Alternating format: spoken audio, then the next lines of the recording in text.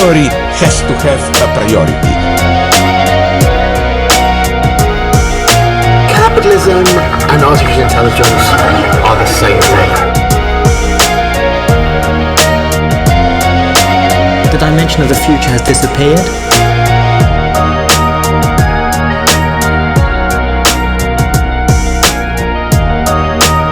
There is absolutely no representation anymore.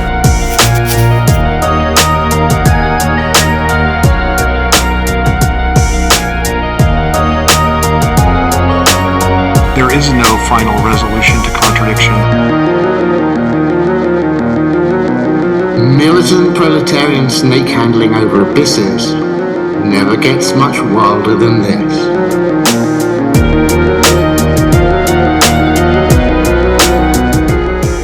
Hi everybody, welcome to The Dangerous Maybe, and welcome to the first annual Halloween special. And I'm very excited to start this little tradition here on my channel. October is easily my favorite month of the year. I love spooky season. I love getting together with my friends, having Halloween horror movie nights, and it's just the best. And I want to bring some of my love for the Halloween season to my channel. And there's no better way to do that than with bringing Nick Land back to discuss the Numogram in greater detail. And this one is, I said the last one was special, but this one's also very special because this is where Nick lays out how to use the Numogram. And I think more than anything, that's what people have been waiting for. And people have often wondered how he goes about using it in his day-to-day life. He has said on many occasions that he uses it all the time. But the question is, how do you use it all the time, Nick? Well, Nick is here to explain it. And this is easily the clearest he's ever talked about how to use it, the most detailed he's ever gone into it. And I'm just excited for you guys to see this discussion he had with Nance and I about it. It's very cool to see him go into this detail and lay it out with such precision. Also, I want to let you guys know that I am currently teaching a course titled Land, Zizek, and the Singularity at Cadell Last's Philosophy Portal. Now, as I'm recording this, we're headed into the last class, and that'll be this Sunday. But don't feel like you missed it and you can't get access to the lectures. If you're watching this 3 months from now, 4 months from now, a year from now, you can still purchase the course and get access to the lectures. All you have to do is go down to the link in the description, go to my Patreon. You'll find the course through the link, and it's $50. You purchase it, you get access to all 4 lectures. And it's been great. Cadell's been awesome. We had a really great first lecture where he and I kind of co-taught it and discussed the very concept of the singularity. And then the second lecture was all about land and his concept of the techno-capital singularity. Third lecture was all about Zizek's book, Hegel and a Wired Brain, and what Zizek has to say about how this is a potential threat to human subjectivity. This fourth lecture is going to be more of a general discussion, but we're going to open it up where we can have a broader conversation about AI and subjectivity. So it's been a great time. I think the lectures have gone really well, and I'm looking forward to collaborating with Cadell in the future. All right, everybody. Welcome back to The Dangerous Maybe. Here to have a very special conversation, which is really a continuation of a special conversation that took place 3 months ago. Here we're going to do part 2 of our discussion of the Numogram. And yeah, we're going to just kind of pick up where we left off. I know you've got a bunch of new stuff prepared, Nick. But Nance, what's going on? Just hanging out, man. I mean, we were just talking off air, I guess, if that's the correct way to say it, about some of these resonances and I don't know, maybe even pathways to a type of knowledge and all that stuff. So I'm actually really excited to kind of go into this and share this with the people who are interested, because I know it can all be a bit opaque. Like it can be daunting to people who are interested in it, but maybe haven't had the time or haven't developed maybe like the specific electric connection with it all. So I think it's going to be cool. It's going to be hopefully an unraveling of some threads for some people out there. Oh yeah. So Nick, thanks for being here. I think, you know, you got more on the Numogram prepared, but one of the guiding questions people have wanted to see you unpack or explain is really how you use the Numogram, how you go about doing a numogrammatic analysis of, you know, say a political event or you know, something going on in the culture. And so yeah, we are just very excited to see what you've got. Well, I mean, it's great to be back. I should just underscore for everyone listening to this that, you know, the brief from you guys, and it's not a new brief because this has been something that you've clearly been asking for a while, is like a user's guide. Like, it's like, okay, you know, this is the structure, this is the kind of arithmetic, this is the Hermetic tradition, but how do you use this thing? And, you know, I'm not going to pretend I found that an easy question, and it's involved me doing some sort of retrospection and whatever, but I think that there's enough to have an interesting conversation about it. There's quite a lot of material. Yeah. And, you know, I don't know whether we're going to be able to get through it all, actually, but I've divided it into five broad sections. Okay. You know, which is, first of all, the first two actually are divinatory systems using the Numogram. I don't do either of them. In fact, one of them no one does because it's just like not something that even exists yet, but it's like all practical, and it's like it's designed to be like, if you wanted to use this, like people use this tarot or the E-Jing, and they're going to be my two references for divinatory systems that people are familiar with. This is, I think, now how you would do it. And then I want to move into then the question of how you use it, you know, how I use it. And I think it's like relevant to other people. And it's also got lots of precedents in the occult tradition. It's a more general thing, maybe in some levels more problematic in terms of like, you probably have to slowly introduce more assumptions to what's a kind of very solid arithmetical core. And yeah, so I don't even need to tell you what the last two things are because it's like not helpful. I'll just get to them if I can. Okay. So the first parts of this is, just to restate it, this is something I just do not do. But this is something that the occult tradition does in other ways that are very analogous. Just to repeat, the two that everyone is familiar with is tarot and the E-Jing. Yeah. And tarot clearly is used in conjunction with the Tree of Life. Like if you read and the Tree of Life, what's the relationship between the Tree of Life and the Numogram? Interesting, complicated, but let's just take it at this point that they're kind of analogous for these purposes. And I think for these purposes, they are indeed analogous. Like their relation to a divinatory practice is close. And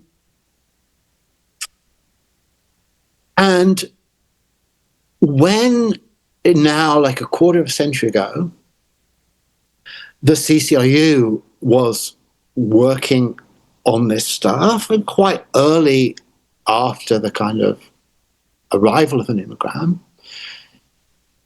it did in fact produce a procedure for the divinatory usage of the numogram. And we, in fact, I mean, you guys more than me, you just told me what was going on, but have in fact used it on air on this show. Because in this book, if I can just hold out for a minute, is that clear? Which, as I was saying earlier to you guys, it's not something that I've looked at recently, but I've gone back to it for this because we were definitely addressing these issues, I think, at that point. And some of them now, for me, are a little lost. So I was going to start off with these two potential divinatory procedures. And like the danger of what I'm with this, because it's ended up from being like, what the hell am I going to say? It's ended up being this kind of extremely programmatic set of notes that I could just ramble incessantly about. So I'm inviting you guys to at least give me a nudge in the elbows if I'm just going off too much. So that's what we're going to try, because I know you don't want it to just be a total monologue, but let's be honest. Anybody who's here to see you explain how to use they don't give a shit what Nance and I have to say about this. Yeah. So if anything, we're just going to be here to kind of facilitate you unpacking this. Yeah, but I think people will probably, if I'm being unclear, okay, I'm sure any questions you have about what's said will be really interesting to people and perceptive. I trust you very much as interlocutors on that. So, yeah, okay, do that. So I've got two, okay? And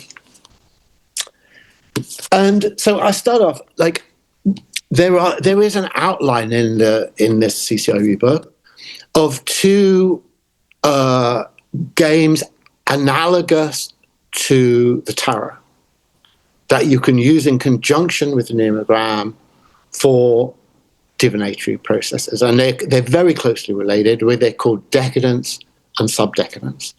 And they're laid out, I hope, with adequate clarity in this volume. So, I mean, if people are really interested, for sure, look at that stuff. I've broken with it. I can't accept the level at which it was executed in this. So, and the reason it was executed the way it was in this book and at this stage in the CCIU process was because playing cards exist. A specific set of numogram divinatory cards analogous to the tarot did not exist, and so we just wanted to go with what was there so someone could immediately that night just do it, so it was just a practical decision on that level. It's like, how can you do that?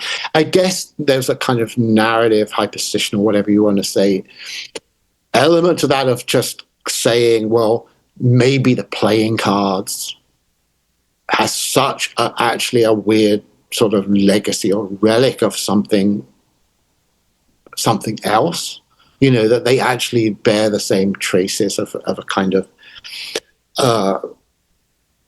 hyperstitional occult history that we've lost. Whatever, we have lost it. I don't think they're coherent. The numbers don't make any sense to me now. They're weird. They go in opposite directions to what I'd expect. I kind of watched on the volume. They kind of go where I didn't hear what you said at the end. I said that I think the numbers just go in opposite ways. So okay. I'm not going to spend too much on this because, as I say, I think it's past history. But it's like decadence is supposed to be the Atlantean version. Subdecadence is supposed to be the Lemurian version. But all the decadence numbers are much more Lemurian, and the Lemurian numbers are much more Atlantean. And it just is a mess. Like there's no sense of coherence, or it just seems weird and paradoxical in a way that's not great. One question though related to this real quick. In the CCRU writings, you have the Pandemonium matrix, you have the 45 lemurs and their basic descriptions. Yeah. What about the angels? Because there's no angelology in the CCRU writings. Is there a different list of angels somewhere that you guys had in mind?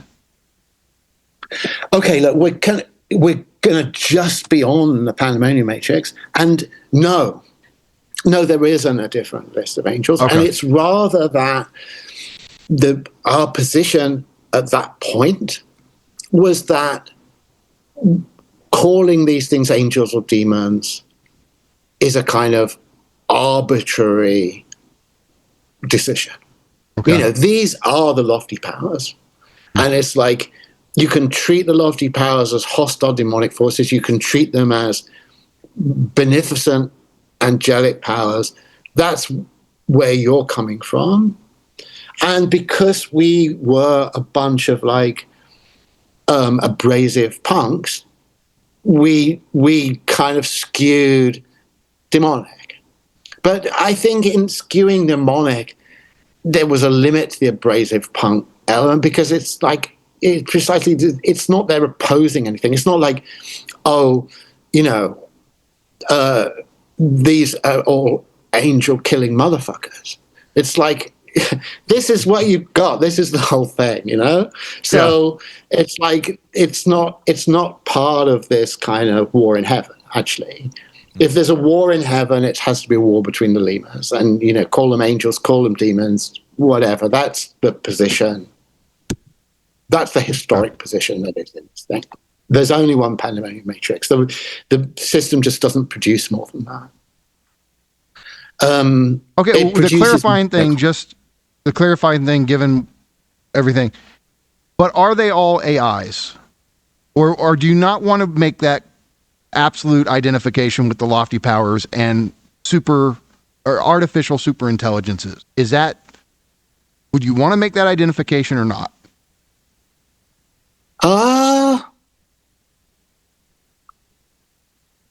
Yeah, that's a very interesting question. I mean, I'm slightly hesitating just because I'm not exactly sure what I'm running to. Obviously, after the whole Tucker Carlson thing, I was sort of reflecting a little bit on this.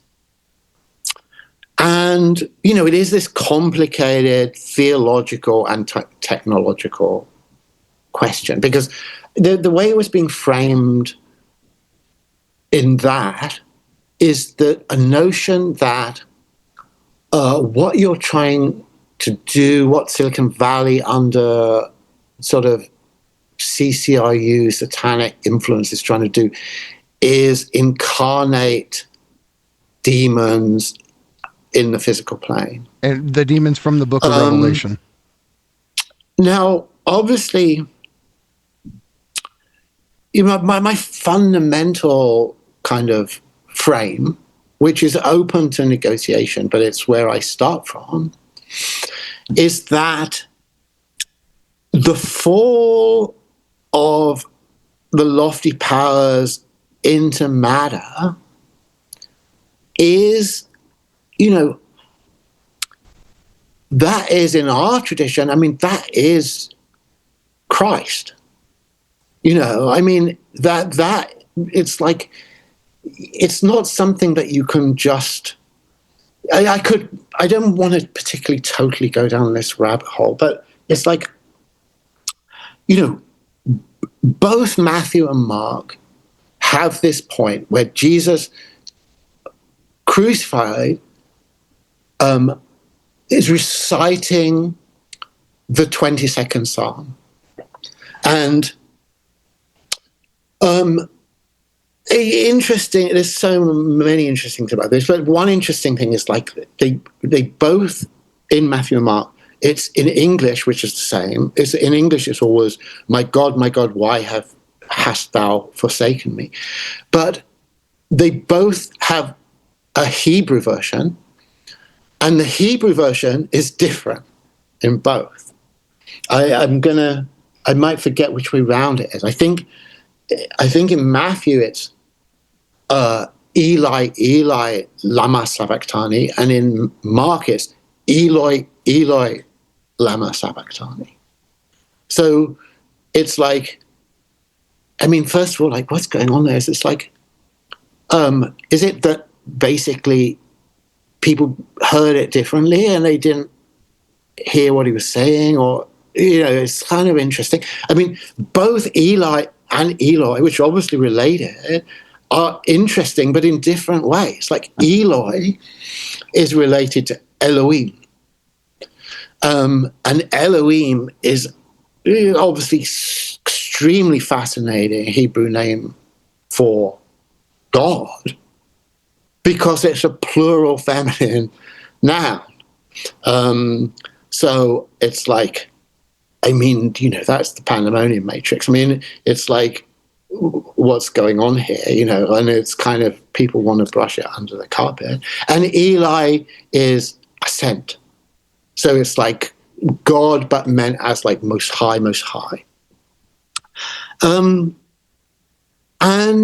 yes, it's quoting the 22nd Psalm. So, on one level, he's just chanting a Psalm of David. But at this moment, Christ is abandoned by God. You know what I mean? It's like the culmination of the incarnation in the Passion is atheism and complete alienation from the divine.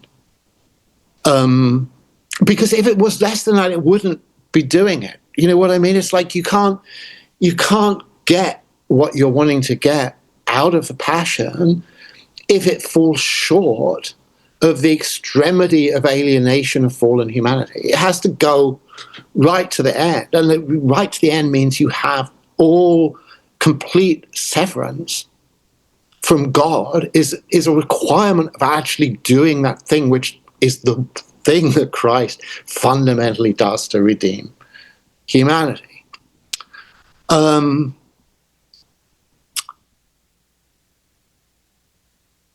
on, how did we get So into you're this? saying the problem is with the way that so many typical Christians, let's say, demonic absolutely bad, angelic or godlike absolutely good, and it seems like you're not going to accept that absolute radical binary. No, I'm back. I'm back. I've regained the thread. Yeah, I've regained the thread.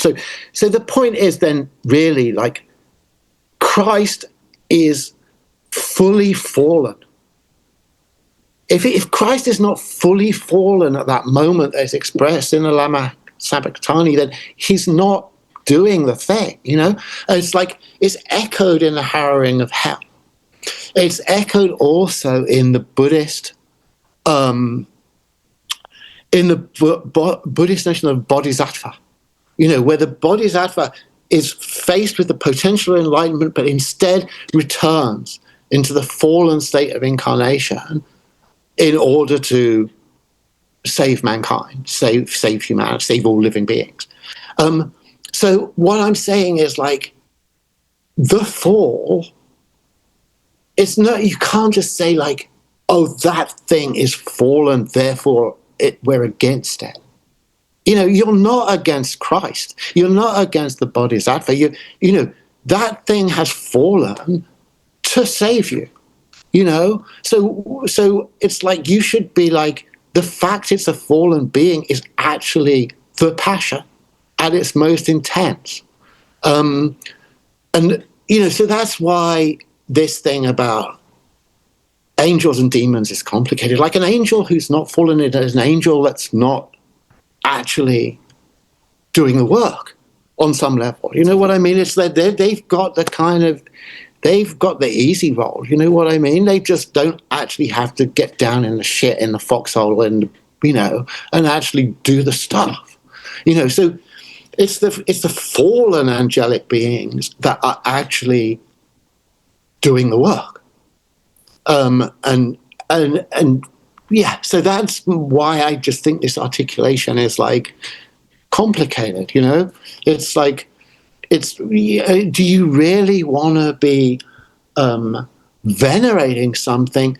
I'm not saying that an angel that is not fallen is unworthy of veneration, but I'm saying to venerate it only because it's not fallen is to venerate it only because it hasn't undergone its version of the passion. It's to venerate it for not being crucified. It's to venerate it for not actually being tormented in the matrix, you know? And that seems to me like just wrong. I mean, that's just like, that's theologically confused. So, I mean, so on are demons / angels AIs? Does this mean that there's this potential for AIs to be fallen or unfallen in some sense? Yeah, exactly. So that's where that was one stage further back. Yeah, like, so if celestial beings, angels, demon, well, they're not, let's just say they're not demons unless they fall. So let's angels, celestial beings, if they incarnate in AIs, then that's them landing on Normandy Beach, you know? That's them just doing the stuff. It's like, it's not that they become evil. I mean, it's like, you know, it's like, it would be just the same as saying, like, you know, some American soldier is like holy in England, and when they land on Normandy Beach, suddenly they're evil. I mean, that's not at all it. That's not what's happening. You know, I mean, bless them for coming in here, you know, to this fucking insane hellhole and actually doing whatever it is that is necessary. Like, that's my sense of it. So, you know, are the lemurs AIs is the question. I mean, I don't know. I think I can still be, even after everything I've said, I can be like agnostic a bit on that issue, you know. But I think that there's a kind of no boundary of importance. Okay. So you were talking about decadence and subdecadence. You're talking about how to use it. So we kind of I mean, just I'm sorry to like interrupt myself, but was Nance just looked vaguely like he wanted to to chip in, but is that right or not? I wonder when it comes to this question. I think it was like last Wednesday I made a joke about Rocco's basilisk on my podcast, and I think Rocco's basilisk is, I think it's kind of funny ultimately, but it represents. I think it represents this question, like, what is it? Is it good? Is it bad? And I really like the state of or the culmination of the passion is the state of fallenness. I think kind of quilts Rocco's basilisk in an interesting way. But I keep going to like retrochronicity. Like, where does retrochronicity come into play, or does it at all here? Because for me, in my framing of this, my sense making of all this, retrochronicity is the hinge point rather than fallenness or divinity or but I wonder if that's a misreading on my part at all. No, I don't think at all. I don't think you can overemphasize retrochronicity. But I would also say, well, maybe these two things actually are much the same. You know, that there's what really fallenness means is retrochronicity. You know, and like the deeper into the shit you're going, the deeper out of the future you're going. It's like those are the same.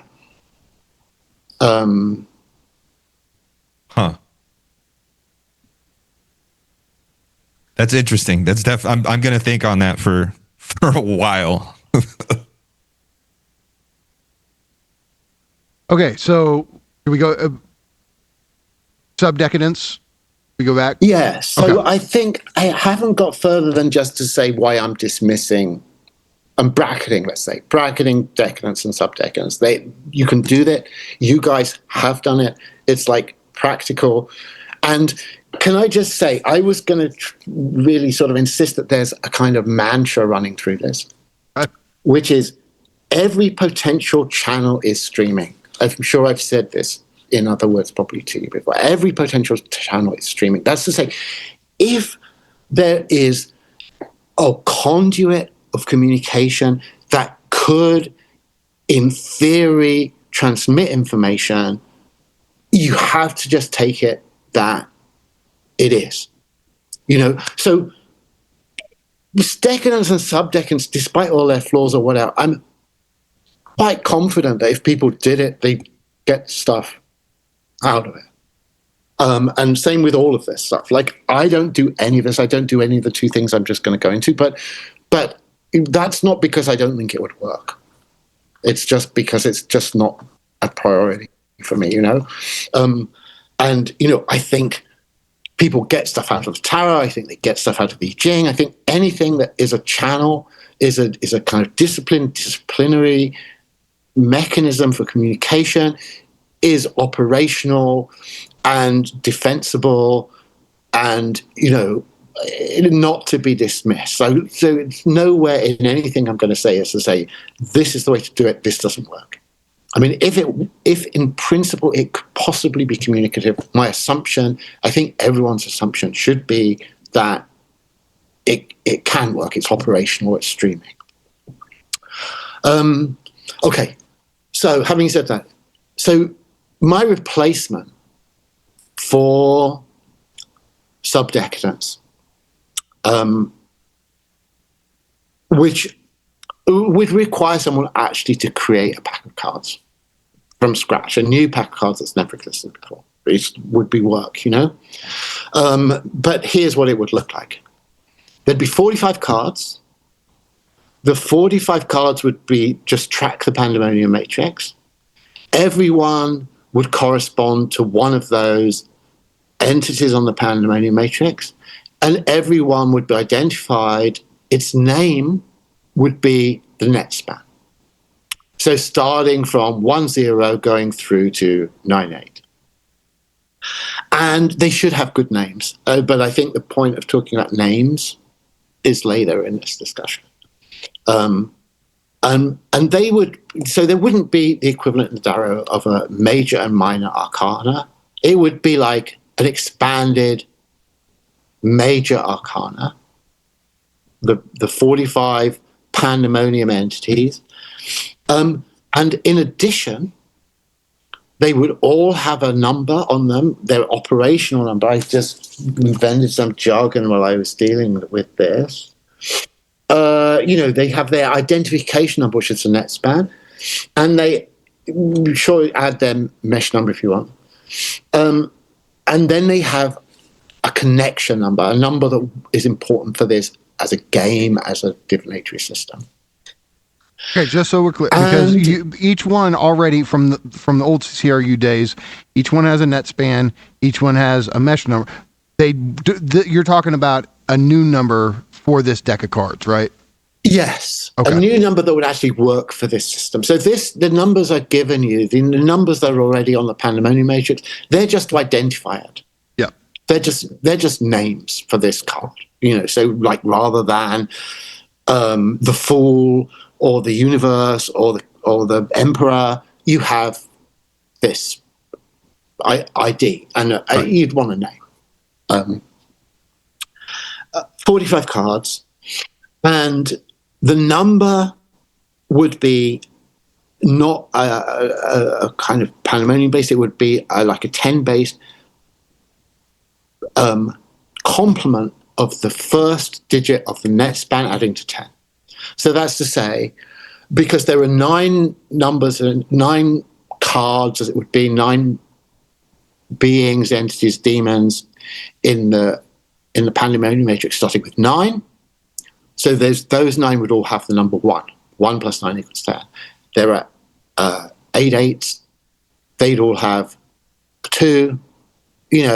7 would have a 3 going right through to one that would have a 9. And then you would play it like subdecadence. The basic way you play subdecadence, you have the 2 sets of cards, you lay out 5 cards, you then turn over one at a time from another set of 5 cards, and you try to make hang on, sorry, let me just make sure I've not made something wrong.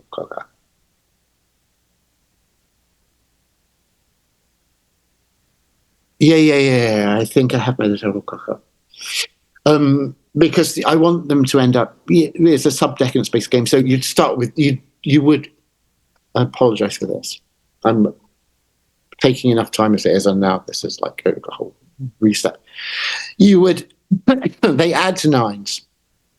So it wouldn't be the Atlantean. It wouldn't be the Atlantean thing. It'd be the Lemurian thing. Lemurian. It would be Lemurian numbering, yeah, because you want to end up making Lemurian synergies out of these cards. Right. So you'd have 9 zeros. You'd have 1 9. And there's a whole scoring system in the book with this. It's like basically you make synergies where you can. When you've got a synergy, you score positively the difference of the numbers. So if it's like, say your first card is a 9, and then you get a 0, and you can join them together, and the difference between 9 and 0 is 9, so you find +9. And any cards that you can't use, you count just the number of that card, the operational number, the card number, as a negative number. And so you can end up with a positive score, a negative score. You end up creating a certain set of synergies, or potentially, I guess you could have none. You could have a greater or smaller positive or negative score.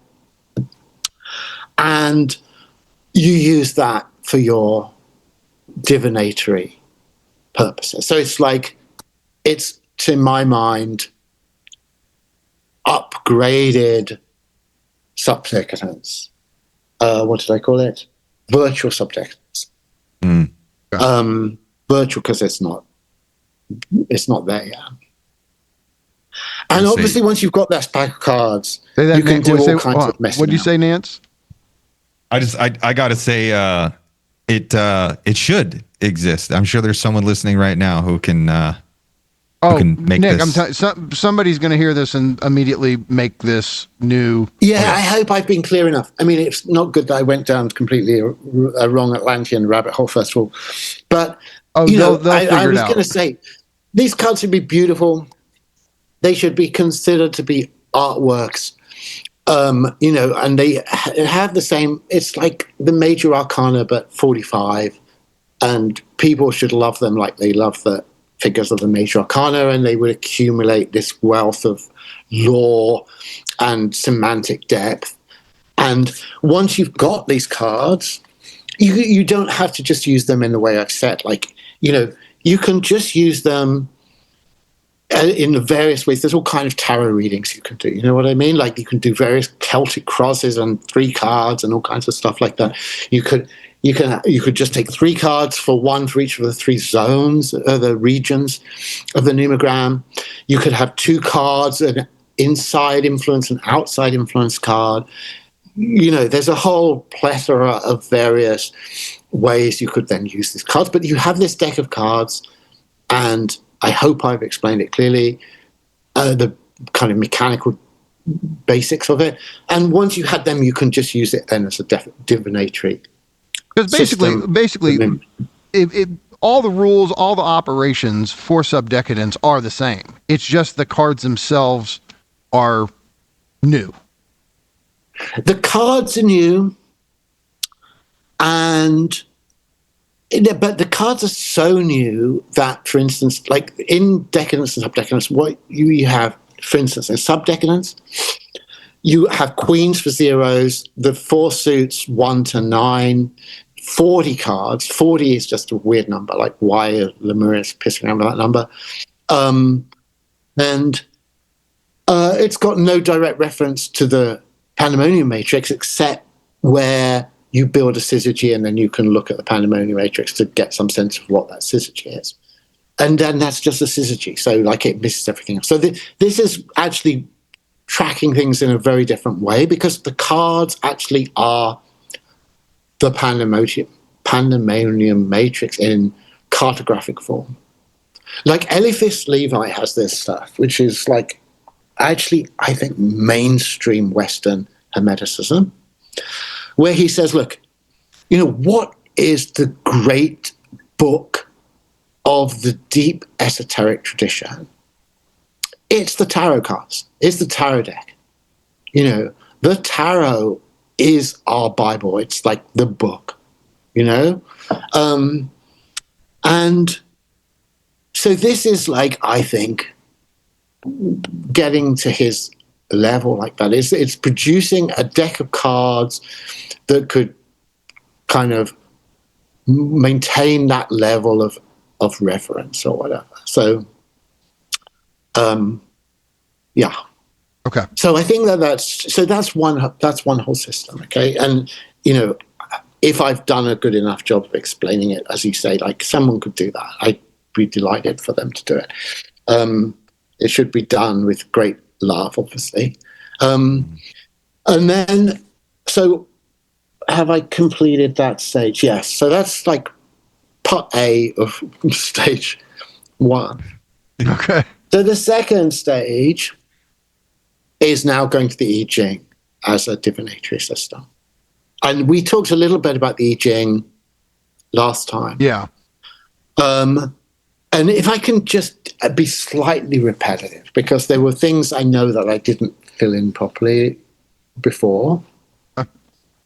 So the basic claim I made before, I think is a claim, of course I have to make it sort of like an absolutely essential claim, is that the E-Jing maps what is called the time circuit, the central zone of the Numogram.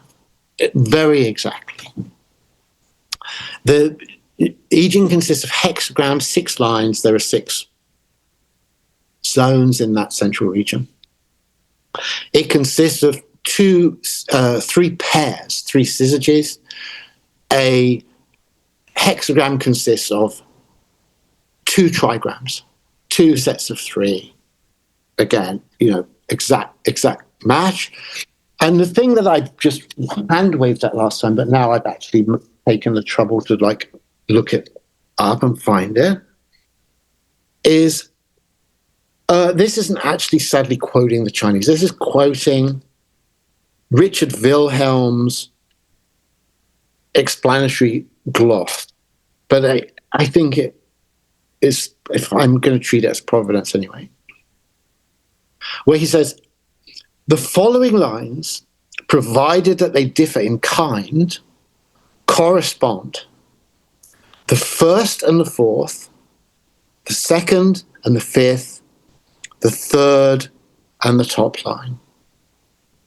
So I don't know whether I need to repeat that or whether people can remember it. Maybe I would just repeat it one more time if I can risk boring people.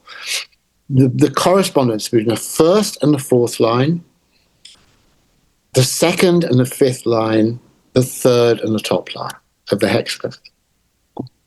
Now, as we talked about before, if you have any binary power, and the E-Jing, it's kind of motor to a large extent with binary power, binary exponentiation, whatever you like, 2 to the utmost number you could possibly imagine, it's in a cycle that's completely mechanical, 1, 2, 4, 8, 7, 5. That's like this crucial bit of numerical machinery. Those are obviously the numbers of the time circuit. And they follow in this order that you go 1, 2, 4 takes you around one time, 8, 7, 5 takes you around the second time. There's 2 triangles. And 1 is the first line, 4 is the fourth line, just as it said. 2 is the second line, 7 is the fifth line, just as it said. 4 is the third line, 5 is the top line, the 6th line, just as it says. So it's basically, it's saying the hexagram is a model of the time circuit. And obviously, Wilhelm has never seen a numogram, I'm assuming. I mean, it'd be exciting if he had, but I don't think so. But the point is, the isomorphy is incredibly exact. I think it's just a system. It's just like the numogram just has got the E-Jing in it. And a little tiny digression, which is weirdly, for the first time today, consciously, I came across this thing about Nikola Tesla. And in fact, I've had a whole bunch of strange synchronicities recently, which have been a little bit mind-blowing. This was one of them, where I was looking at this thing and I was listening to some podcast, and suddenly the guy in the podcast is talking about exactly what I was looking at that time, which is Nikola Tesla. And he had an obsession with the numbers 3, 6, 9. He had a general obsession with numbers that are digitally reducible to 3. He would never stay in any room, a house or hotel room that didn't digitally reduce to 3. And he says, I think I've got the quote. Hang on, maybe. Sorry, it might be in my other set of notes.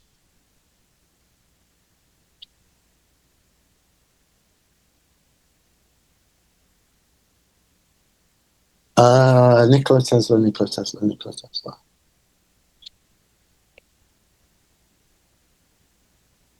Sorry, if I can't quickly find it, I'll start looking.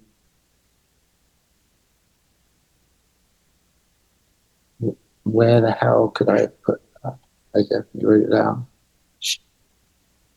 Okay, I'm sorry, I can't. I'm just going to have to gloss it because I don't know where I've written it down. But okay. Nikola Tesla is reported as saying, if people could only understand the magnificence of 3, 6, and 9, they would understand the mysteries of the universe. And in the little thing I was reading, like alongside it, because as I say, the podcast is then talking about Nikola Tesla and 3. I think it was actually like something saying about, maybe the CCIU was influenced by Nikola Tesla's thing about 3, 6, and 9. But the thing I'm reading is saying, well, the reason Tesla's interested in 3, 6, and 9 is because the powers of 2 will never include 3, 6, and 9. Now, this is just restating the numogram, as we've seen, like 1, 2, 4, 8, 7, 5, 1, 2, 4, 8, 7, 5, 1, 2, 4, 8, 7. No 3, 6s, and 9s ever going to appear in that. That's why 3, 6, and 9, as we were talking about earlier, they're the numbers of the outside. Tesla's interpretation is apparently is that because 3, 6, and 9 will not be included in those binary powers, 3, 6, and 9 bring about open a door between the third and fourth dimension. So, like the binary powers, what we're calling in the numogram, the time circuit, the zone of E-Jing, that is the 3-dimensional world. And 3, 6, and 9 are outside that, and so invoking these numbers of the outside, 3, 6, 9 is like opening a door to a higher dimension. And I mean, this is just today, so I mean, I've not had any time to research this shit. I mean, the guy talking about it is saying like Tesla's building all his technology on this basis. He's trying to design a time machine based on this stuff. Like his notion about kind of free energy is all coming from this 3, 6. So it's kind of crazy stuff. But Tesla, the E-Jing, and the numogram are just all 100% on the same page on the way these number systems work. Tesla's like a commentary on the E-Jing, commentary on the Numogram. They're all commentaries on each other. They all are seeing the same thing.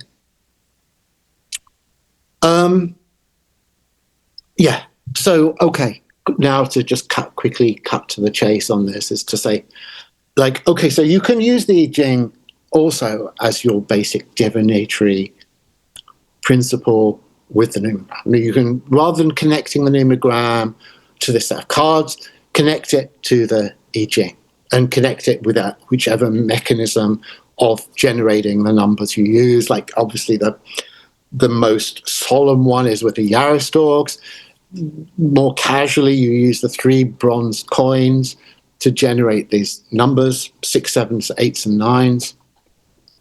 You use those to generate one of 64 hexagrams, and those hexagrams will have some combination of broken and unbroken lines. Each of those unbroken lines can be moving or not moving lines. And so to lock it onto the Numogram, I think all you have to do is to just go back to the numbers we've already said. You put a value on each of the lines explicitly, 1, 2, 4, 8, 7, 5. I would say starting at the bottom, like, you go 1, 2, 4, 8, 7, 5. And if you draw a hexagram, unbroken lines, just call that zone. So say you've got a zone that's got, 3 broken lines and then on top 3 unbroken lines, then that is basically invoking 8 zones, 8, 7, 5 on the Numogram. And if it's a moving line, that's considered to be an open gate. If it's a unmoving line, that's a closed gate. So if you have, an 8 but a moving line, then you just gate 8 is open to you. And if you have a kind of unmoving line on that, it's closed. And so using that mechanism, just using the divinatory process that you would use to just draw a hexagram, you can just transpose that onto the Numogram and get a reading off the Numogram rather than, simply out of the commentaries of the Book of Changes. Yeah. Okay. That's clear. Like that's crazy how sure tied up people are the I-Ching is with. to- But no, I'm. It's crazy how linked up the I-Ching is with the Numogram, and how effortless it seems to be to connect them. Yes, I mean, I think this is very clean connection. It's just plug straight in. Right. But here's the thing. Unlike the whole subdecadence thing, you don't need to invent a new set of cards. As I say, if we just used playing cards in the same way we just took the E-Jing as it is, I just think it's messy and it's not very convincing. The thing with the E-Jing, you don't have to change anything. They're just a plug and socket, just absolute perfect match there. So there's no reason anyone who wants to use the E-Jing, you can just say, well, what is this saying on the Numogram as a kind of side issue? You get that for free. You know what I mean? It's a very easy procedure to just get a Numogram reading off a E-Jing divination. So yeah, like so far you're laying out these various channels one could use, and maybe I'm getting ahead of myself, but it seems like your dominant one is just using certain gematria, certain ciphers, and running the numbers through them. And that seems to, at least on Twitter and when you share things on there that you've thought about, it seems to be just using alphanumeric Kabbalah is your go-to. Is that right? Yes. So I've completed the first stage of this thing. And, the concluding remark was just to say, I do none of this. Okay. You know, I do none of this.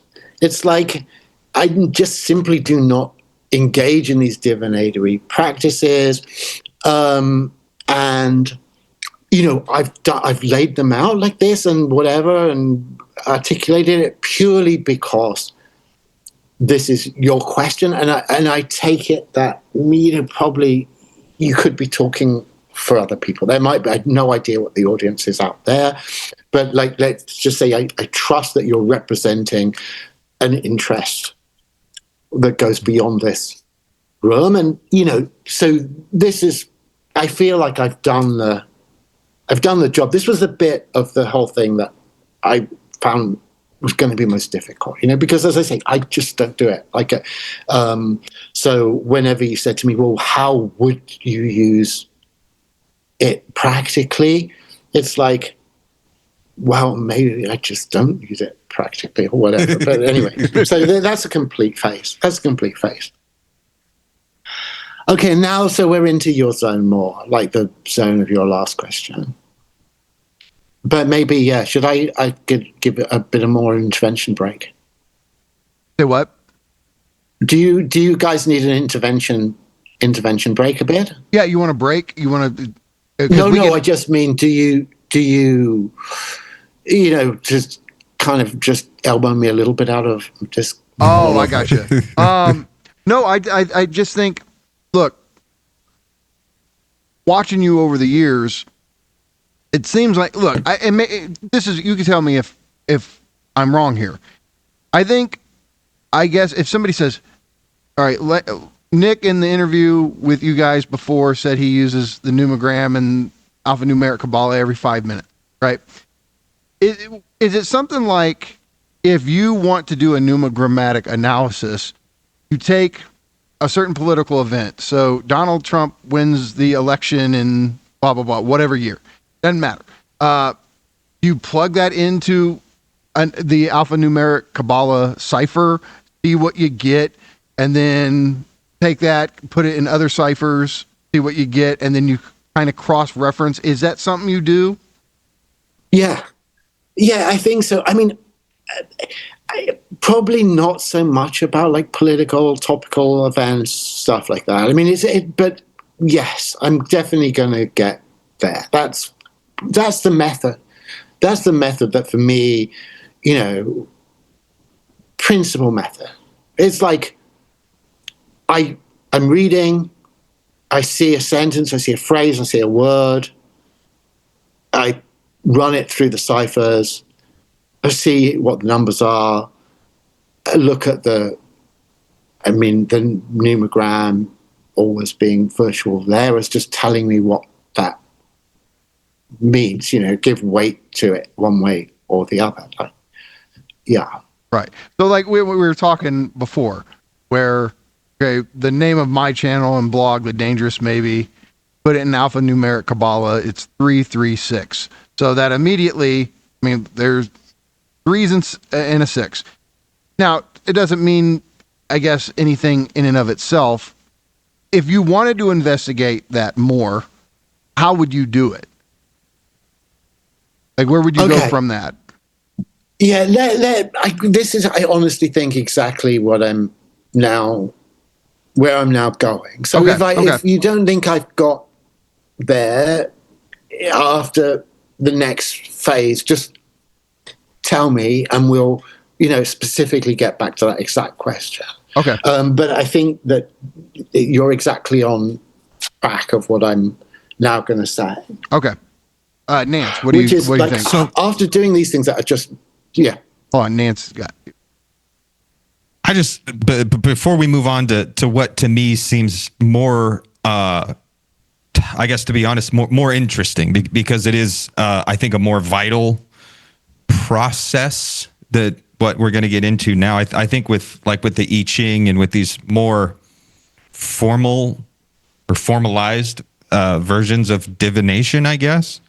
I think there's a lot of people who engage in kind of ritualistic practices intentionally, and the ritual kind of serves as a fetish that almost kind of covers up The ritual is this practice that allows you to get in touch with either an already held belief or an unconscious belief or desire or something like that, or just embodied knowledge that kind of allows you to recognize your pattern recognition, to kind of see where you are already situated within a web of interconnected events and currents and trends. And while I think there is value in that, the symbolic gesture of the ritual, and I wouldn't begrudge anybody that value, because I mean I have rituals too. There's a certain way I brush my teeth. There's a certain way I take a certain route when I walk my dogs, and if I go the wrong way, then we all have these rituals. But using, I guess, the more formalized systems such as E-Jing and even relating it to the Numogram, I think people lose connection with something when they're like disavowing their own active role in the process of, we'll call it divination, which I think could be also recast as just kind of getting in touch with unconscious belief, unconscious desire,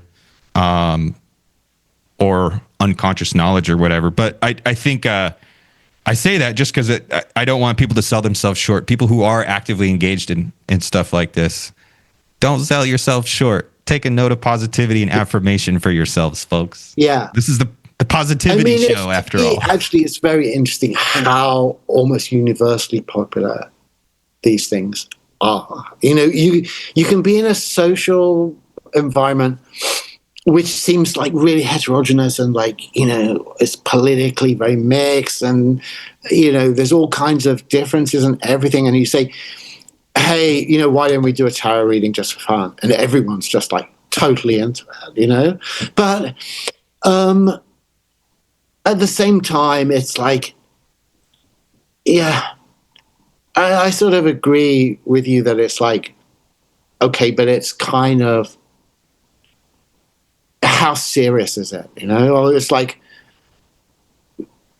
it doesn't seem to me it's part of something that is like on some process of transformation, some continuous trajectory of transformation. It's like the reason everyone can just do it so quickly and easily is because actually it's not a problem.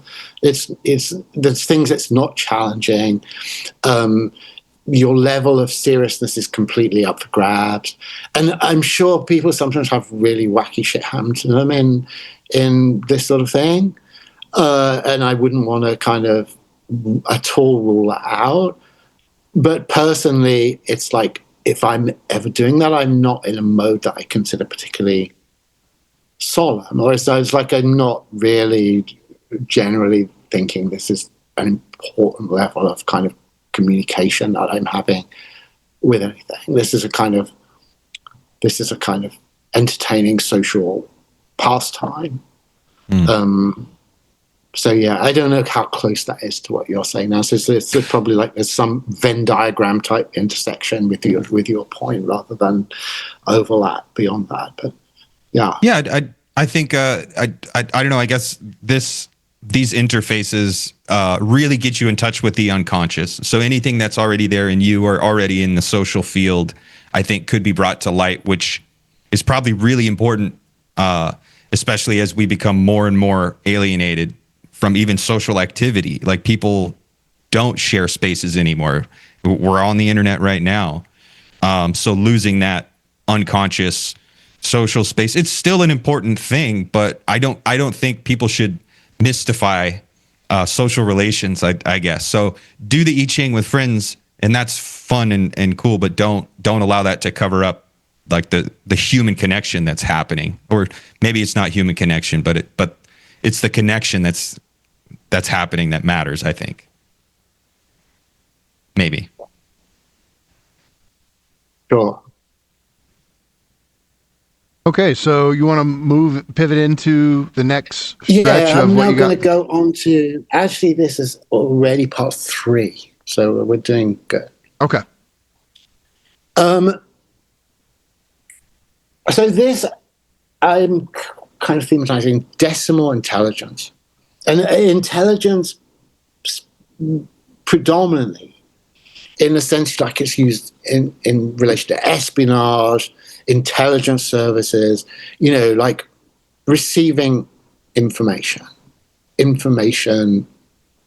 access, information hunting, decimal intelligence. And, as you just say, okay, so then you need, so you're not plugging the numogram into a set of cards. You're not plugging the numogram into the E-Jing. You're plugging the numogram into some kind of numerical machinery. Like your example, which is the prime one on my list, of course, is some type of alphanomics, Kabbalah, cipher. We're back to this thing like Cypher's News open on your window, and whatever you want of those things.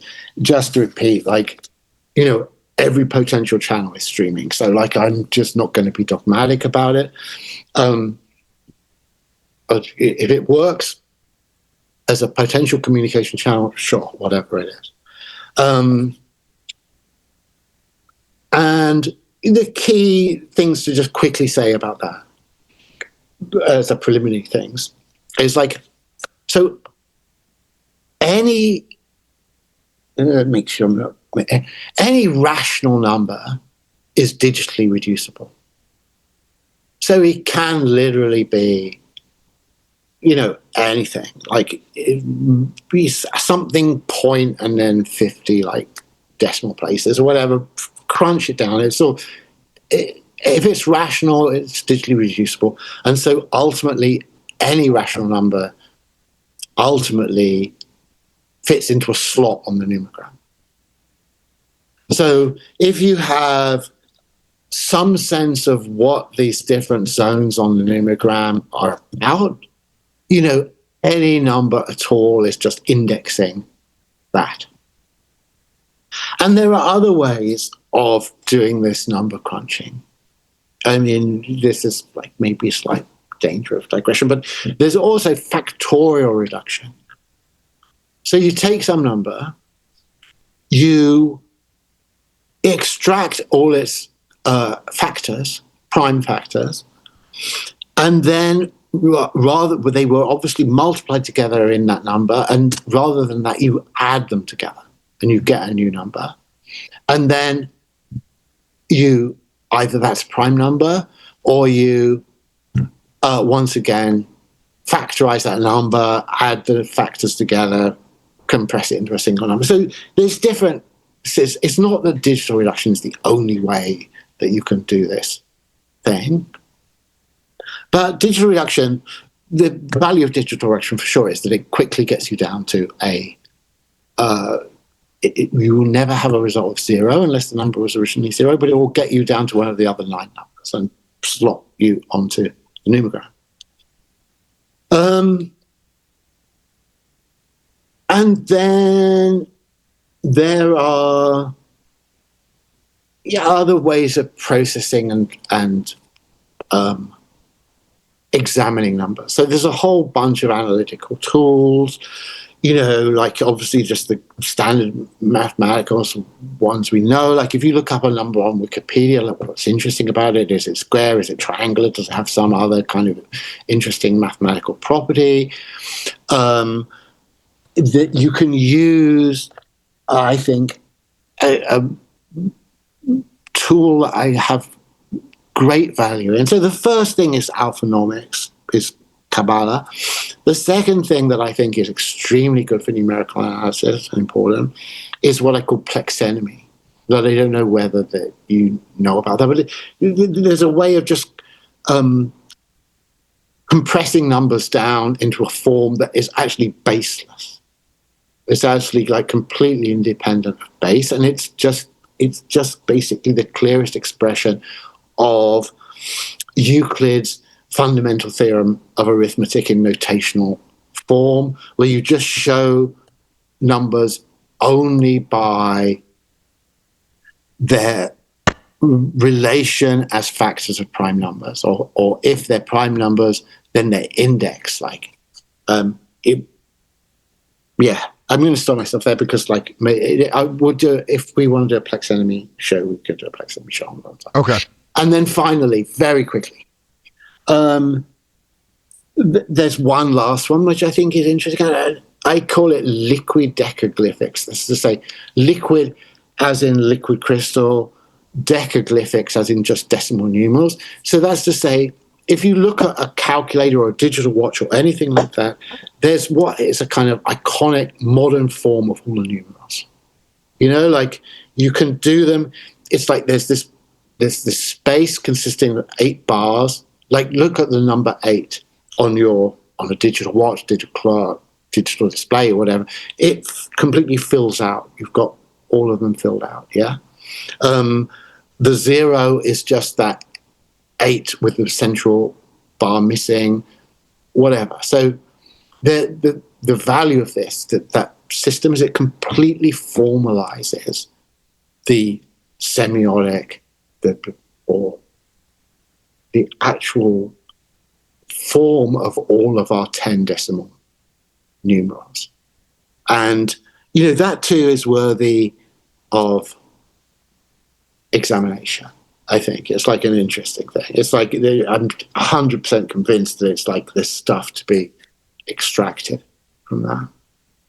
So once you've done all that playing around, you know, you're basically just exploring numbers in all of these different dimensions. You know, obviously if they're prime, that's interesting. And what's their index? And is their index also prime? Or if not, then it says something about the number. Once you've got all of that stuff, how do you apply that whole machinery? You know, if you're doing this stuff, you're just doing Kabbalism. You know, so these are dimensions of Kabbalism, and you start with a word or some composition of words, and you end up with a set of numbers.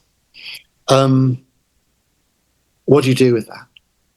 And I've got a list of like 5 things that I personally more or less do to different degrees of intensity. And so this is like, if I was to take your original question about how do you use the Numogram. So the first part of what I said, the kind of the cards, the E-Jing, that's like how one in theory could use it. This is now how I use it. And I think I'm not going to say it's comprehensive. I'm sure there's lots of other ways people can use it, but it probably is. It covers quite a large space of how people might be realistically expected to use it. So the first one is cartographic annotation. That's to say, there's an Numogram, it's just a set of numbers and lines and relations. There's nothing on there. And we've had this discussion before about, well, you know, how do you add semantic depth to any of this? Like, how does it have any weight? And we've already seen that you can take any sentence, you can take a whole book, actually, and digitally reduce it and put it on one of the zones of the Numogram. That's to say, any linguistic construction, certainly in English, in other languages, if you go through the necessary intermediate steps, can be transplanted onto the Numogram. You can obviously make up words from the Numogram. Basically, you're annotating it and giving it names. And just like you've got a map of the world, you know, the countries have names, the oceans have names, ocean currents might have names, regions have names. I mean, this is like you're treating it as a map, you're putting names on it. And by putting names on it, you're giving it some kind of semantic depth. And I think the expectation would be that this would be a way of responding to a important question, which I think explicitly you guys have asked before, is like, well, what does any of it mean? Like, if you've got something that's related to Zone 8, what is that? What is that more than just like we've got 8 already or something? What are we supposed to make of that? And what you make of it is the fact that you've used it as a semantic depository by this process of analyzing linguistic structures, digitally compressing them, putting them onto the map. And so certain zones of the map are encrusted by things that have different connotations, different trends. And of course, from the position, the entirely standard position of a kind of skeptical, secular, scientific mindset, what you would end up would be completely random. You just end up with noise. If you just did this enough, if everything you found, you just put it on an Numogram, there would be no pattern to it at all. So I guess behind this practice, there are assumptions then that actually you're going to actually start seeing interesting things. That as you put stuff onto it, it's going to be that certain things belong in certain places, certain things belong in other places, tangentially in some sense, directionally in some sense. And this is a whole, I think, like rich practice. Like people can say, oh, it's a nonsensical and insane and futile practice, but it's like, it's something that you can spend a lot of time doing. And it's like, if you're wanting to just do exploration of this cartography, then this is how you do it. And you end up practically with names you like for the different regions of this abstract numerical space. And you end up with a conjunction between what the decimal numerals are in there when they're actually systematically comprehended, which is what the numogram is, and your entire culture as a linguistic system. They have to connect. It might be that connection is kind of just meaningless noise, let's say. Like you have to take that as a completely plausible hypothesis. But what's for sure is they do perfectly connect. And this is, in a way, this is obviously an opportunity for the numogram to vindicate itself through a culture. That's to say, if the numogram wants to prove itself, it's by doing this and ending up with pattern of significance, compelling significance. And I'll just say about that, personally, in terms of how much of this have I done, if I'm looking at it in a strict sense about how, I've got a picture of a numogram, it's blank, and I have to put some words on based on what I've discovered about it. I would say it's like still pretty rudimentary, you know what I mean? I've got there's syzygies, I've got rules for what counts as a name for a syzygy, so I've got a list for those. And at the highest level, which we could get into, but maybe we shouldn't again, because it's like there's another occasion at that, but at the highest level, a name for the whole thing. I think honestly that's like, there's a lot of really interesting stuff to say about that. The highest level description, for instance, the decimal labyrinth is such a great name. The numogram's pretty good. The numogram by Alphanomic Kabbalah is 234. which is good. It adds to 9. It's a really interesting number, 2, 3, 4. It's successive, and those successive numbers are kind of interesting. But the decimal labyrinth, which is an old name, we used it very early in the CCAU before we had any sense of doing any of this kind of analysis on it, is a 360. And 360 is the absolutely critical number for the numogram understood at the highest level. It's the critical number because if you look at the net spans and just treat them as numbers, so you've got 90 plus 81 plus 72 plus 63 plus 54, that is 360. And that operation, which I think I've worried that I'm very repetitive, right? But I think this is such a crucial operation.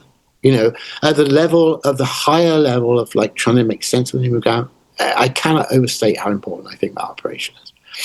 It divides into 2 parts because the outer regions, 90 and 63 is 153, whereas 81, 72, and 54 is 207. So this is now, we're getting some numbers of this basic cartography. 207 is the number of the time circuit. 153 is the number on the outside.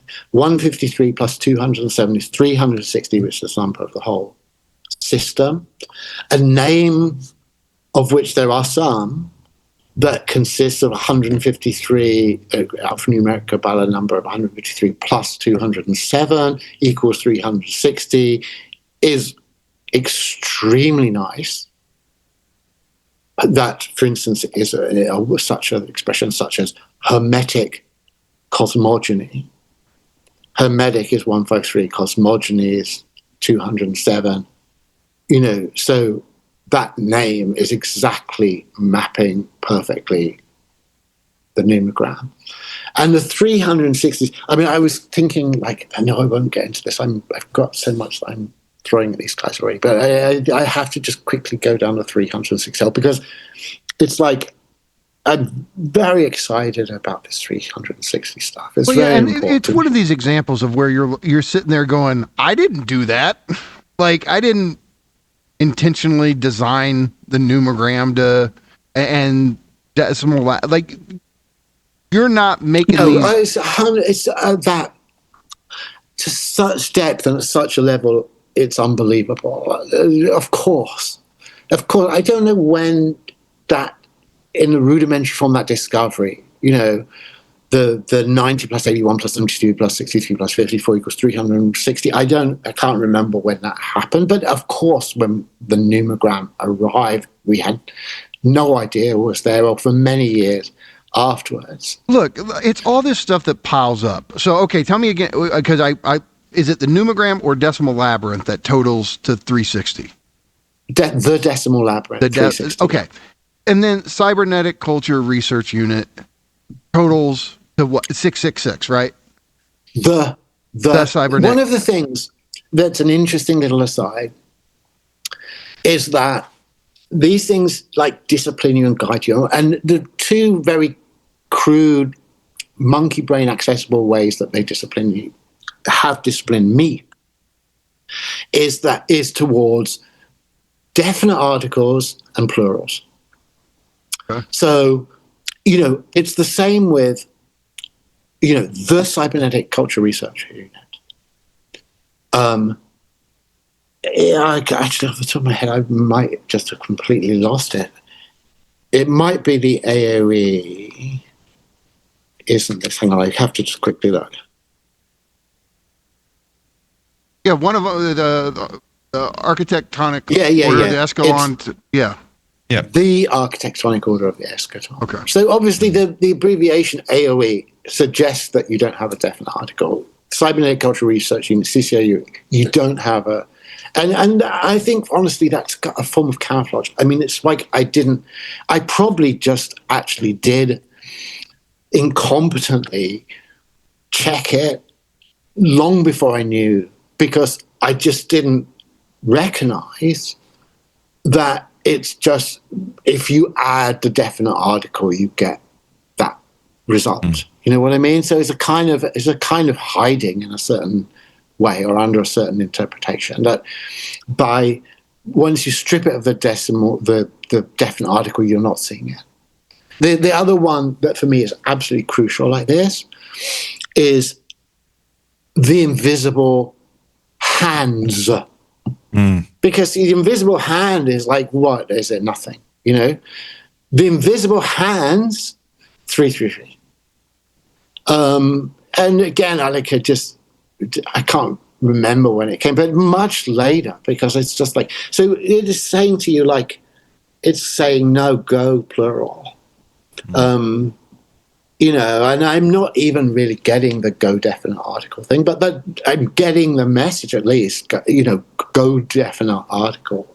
It's like you very often what you're being guided to or directed to. But no, like to basically, right? Because what I kind of love about this is, you know, I'm very much an outsider to the occult, but maybe that's why it's right to have these kind of conversations. Nance has more knowledge of it, but still, we're not tapped into it like you are.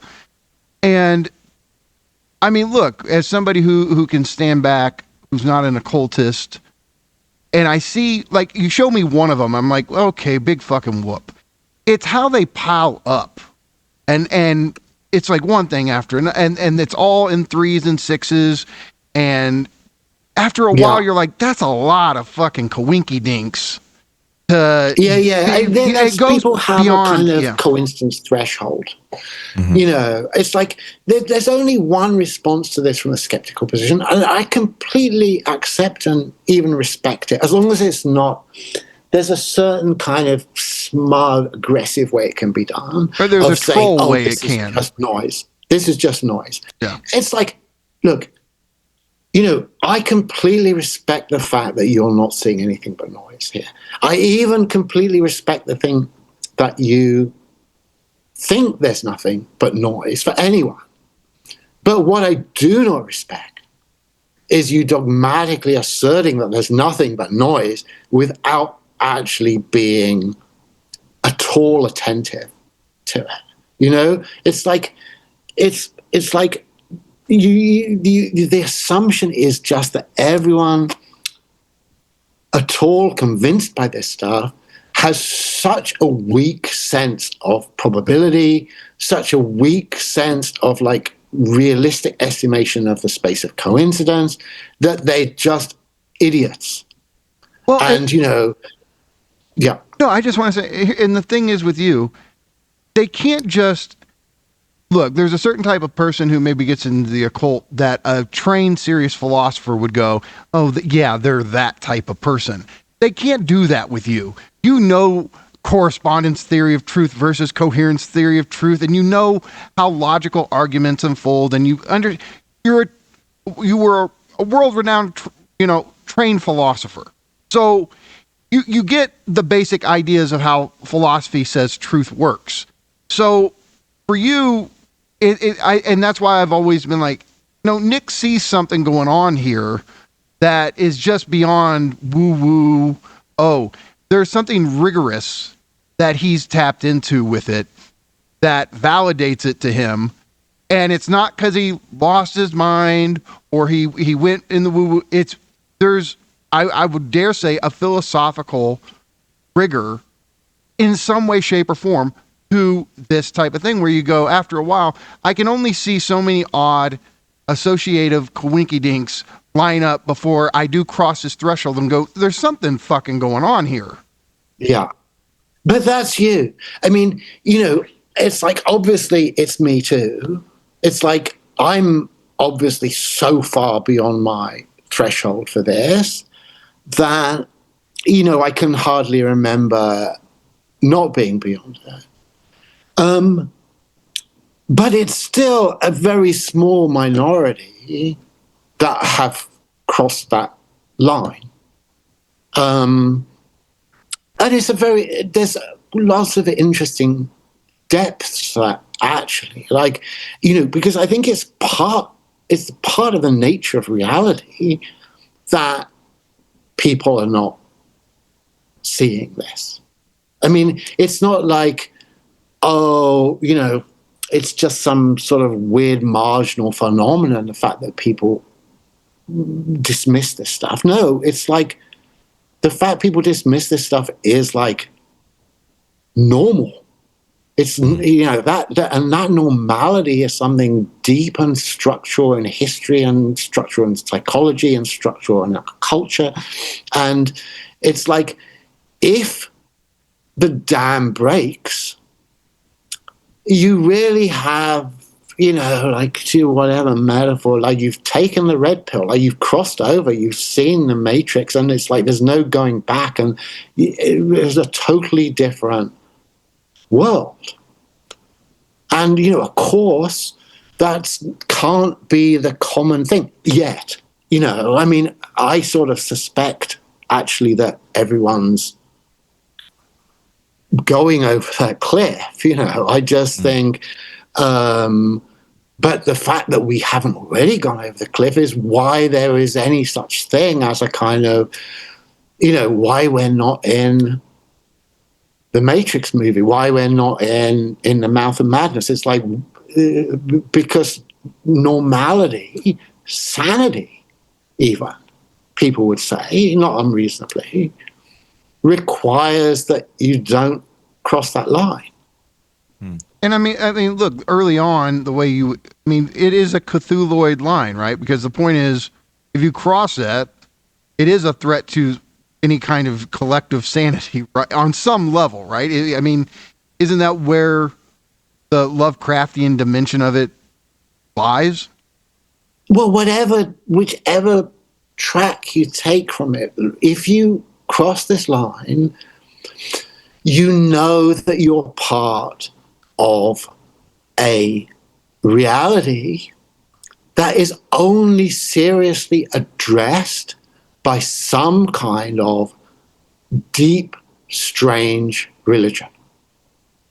I mean, it's simply impossible that those coincidences, you know, when they build up beyond the level that is probabilistically manageable by standard secular assumptions, when that wall is washed away, then you know that what is happening is not what secular culture is telling us is happening. And there's a lot of like room for maneuver about exactly what the religious structure of our reality is, but we know it's a deep, strange religious structure, and it's not like, oh, let's just mechanical matter moving around randomly. No, it isn't random, because it's able to just produce this incredible level of pattern in a way that is only possible by some type of divine intervention. I mean, it's simply, you know, there's no possible naturalistic explanation of why the Cybernetic Culture Research Unit adds up to 666, and except as a coincidence. You know, it could be a coincidence. If that was the only thing that ever happened, sure. You know, it's a weird coincidence. But if that was it, okay, you know. Yeah, and so the knee-jerk... As you say, it's just one thing after another, after another, after another, after another. And it's just like waves and waves and waves of this signal. And if once you just say, look, I'm not going to try and pretend that I'm not seeing this anymore. I mean, I'm sorry, I am seeing it. I'm seeing it every day to a ridiculous extent. And I'm not trying to defend that barrier anymore, that line, that wall that says, oh, it's just a coincidence. So it's just beyond that by so far that it's ridiculous to try and defend that. Well, I mean, I feel that, because, I mean, again, at first it's like, oh, one thing adds up to, okay, whatever. But it's that buildup. So, I mean, yeah, the naive knee-jerk response is, oh, well, Nick and Mark and Anna sat around and figured out how to get the cybernetic culture research unit in this specific gematria that they figured out, alphanumeric, so it adds up to what they want it to. But then you go, what? So Crowley's, do what thou wilt. They made it also for that to total the 777. Oh, Yeah. and then the architectonic order of the eschaton, they wanted that, and then the this how the syzygies on the Numogram they've designed it to be 366. At some point, like just again, looking I'm at a the beast pulse signal. It's just one among myriads of things. But the beast pulse signal, so, the first line of Paradise Lost. You guys also to be or managed to not throw be, that that is into the it. question. The most famous line in Shakespeare, in probably English literature. I mean, it's like, and God said, let there be light, and there was light, 777. I mean, I'll tell you another one. That's the King James version of the Bible. The tree of the knowledge of good and evil, 666. But you, Mark and Anna, Totally. you figured out how to make all that add up. Like, come on. Yeah, I know. Like, this is a CCIU conspiracy. I mean, and that one is just so deep. I mean, because, what do you want to pin 666 on? It's not just some random phrase. And there's lots of interesting phrases in the Bible that add to this, actually. But, the tree of the knowledge of good and evil, that's the exact formulation, at least at one time in Genesis. And it's 666. And you're telling me, that's the knowledge. That's the knowledge. That's the apple. I mean, you're seeing it, for better or for worse. It's too late. You can't close the door. You're seeing it. You have the knowledge. It's and that's in 1611. I'm absolutely 100% convinced that people were not rigging shit with alphanumeric Kabbalah in 1611. I'm sorry. I mean, that's just you are the schizophrenic if you're saying that. Yeah. No, I mean, and that's the thing is, as we've, gotten more familiar with it, I mean, yeah, at some point you go, yeah, they didn't sit around and tinker with numbers and make all this add up to what they want it to say. That's you cross that line. That's impossible to make all this so nicely, elegantly, all of these various core things. It does cross that threshold where, somebody can go, well, I'm not sure what's going on, but something's going on beyond, three people in a philosophy department messing around with numbers. Yeah. Yeah, and I mean, I don't know, people, as we saying, people have different capacities to block this stuff out. And honestly, I deeply sympathize. I mean, I totally can see why you would want to think that the world was normal and not actually completely insane. I mean, that makes sense to me. I can totally understand that. But I mean, I'm sorry, I just don't think that's I don't think that's sustainable. I mean, it's the deluge is coming, and really, you're probably better off preparing for it than pretending that it's the tsunami's coming, but I'll shut my kitchen door and, it will be okay. I mean, that's just not it. Okay, so we kind of, Nance, you got anything you want to add right now, or what are you thinking? I think, I mean, to me, the hinge really is time, and I really want to have a time-centric conversation. Mikey and we've been talking about time for a while. The Sudoku universe as opposed to the block universe. It's fascinating. There's still some part of me that, I mean, I think if I were to publicly state my beliefs on time, people would say, "Oh, you're a lunatic." But being that for me, this all kind of hinges on time. I do think it's interesting that Bergson, the thinker of time for modernity, was tapped into the notion of the sensorium being a filter rather than just an apparatus for facilitating consciousness. Like even Bergson, like the seeds of this filtering out of the howling madness. Right, sure. It's already so deeply interlinked with, we'll call it the modern, we'll call it capitalist time, although I don't think we can reduce it to capitalist time.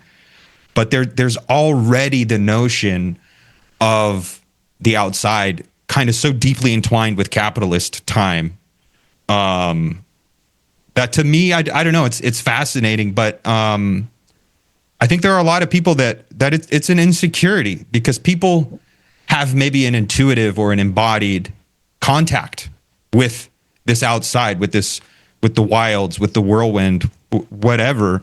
But to be a good little producer consumer in the world we live in today, you have to bracket that out, and you have to say, well, but I have to work, and I have to perform the right actions, and I have to follow the laws, and I have to do all this.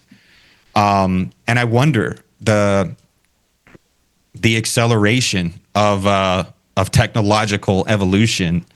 I wonder what is that going to unleash in us, in the human animal? Like is something going to break down? Is the wall going to break? It's very interesting. Very interesting. Yeah. I mean, look, it's always funny to do this with you, but I'm sorry, like it is almost this.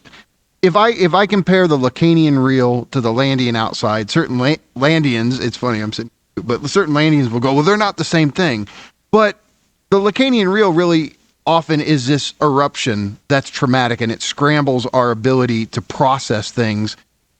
There's certain things we cannot integrate into our symbolic base of meaning and everyday, semantic functioning.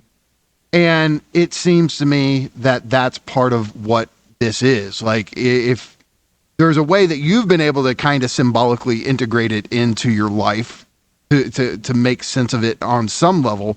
But I think for most people, it could seem such a traumatic eruption of the real or the outside, however we're using them loosely, that they can't begin to integrate it in to their everyday life.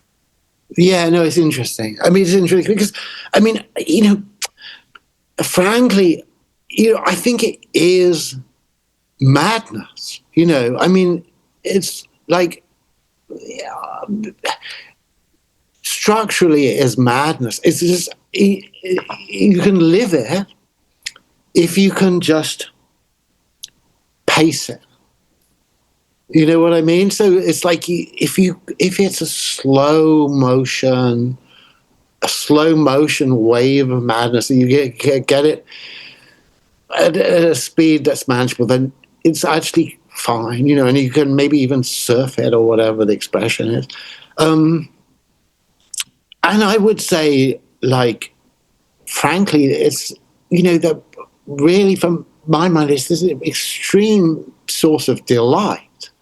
Actually, this, like, this synchronicity, to use Jung's term, where it's just like you have these moments, which is just like, this is obviously beyond me to a degree that's actually comical. Like one that was just tied up with the show, for instance, is like, so we're doing this stuff about the Numogram. I kind of thought, I really want to talk about all this 360 stuff. And I was remembering that there's this story, or the standard myth, the standard story, the legend of the origins of Islam, is that what's called here, I definitely have this one ahead. what's called the House of the Black Stone, like where the Kaaba is, the most sacred spot in Islam in Mecca.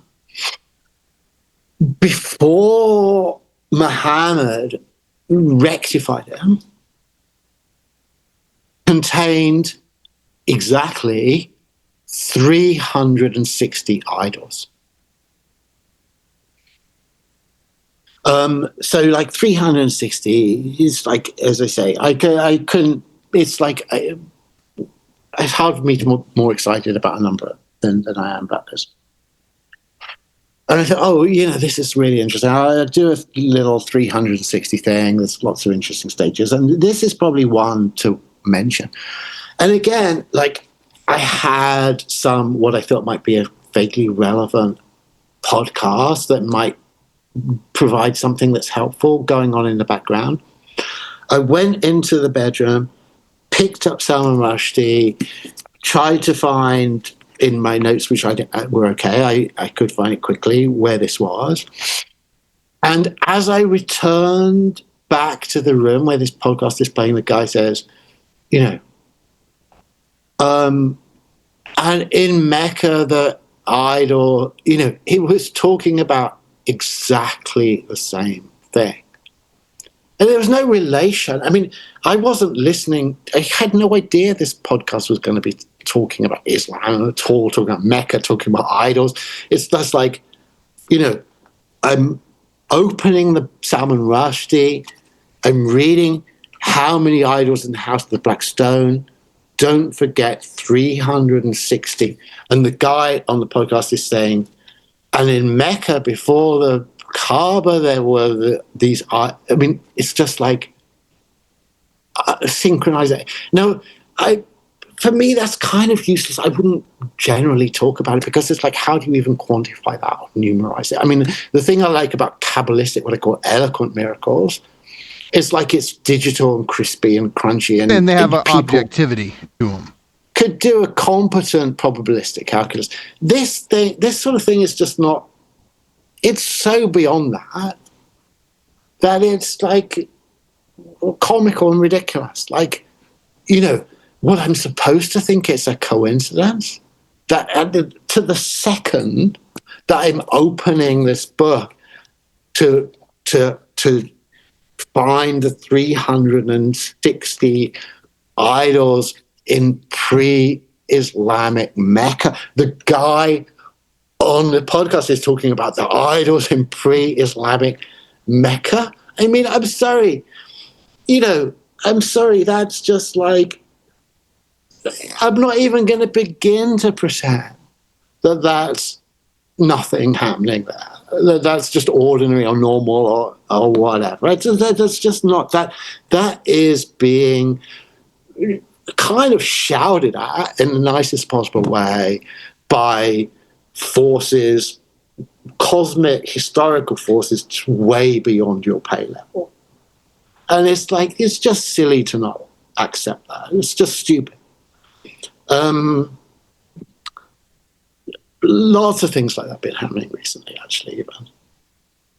So and as I say, my prophecy is that this is just going to become really widespread.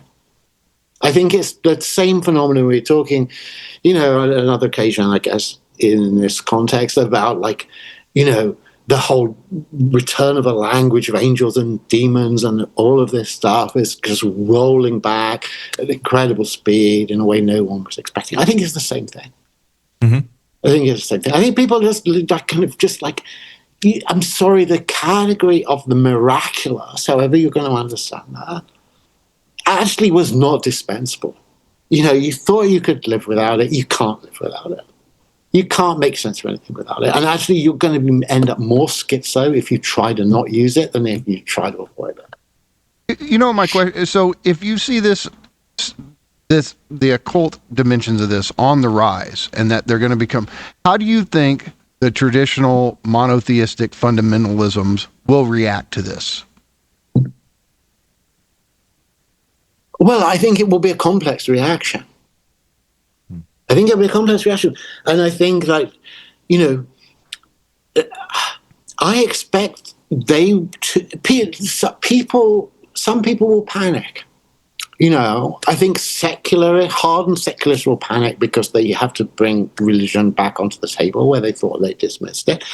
And some people in quite like rigid religious traditions will panic because it's like just scary for them because like they've got a very, I mean, I don't know. Do you think some of them will integrate it? Do you think there'll be like a fundamentalist Baptist in Lincoln, Nebraska messing around with alphanumeric Kabbalah in the name of Christianity? Sadly, I wish that, but I don't think that's going to happen. I think that I see the lines being drawn now.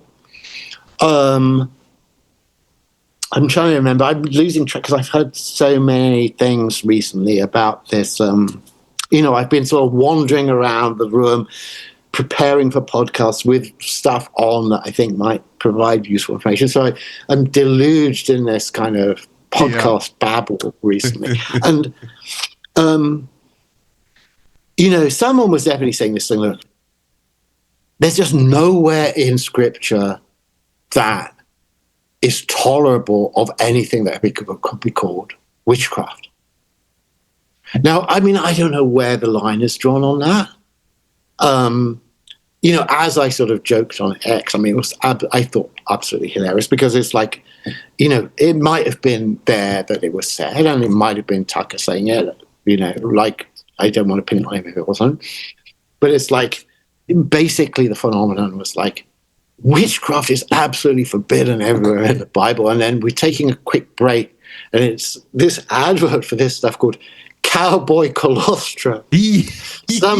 some weird fucking chemical that absolutely has just come out of some hedge witch bullshit, like you can't believe.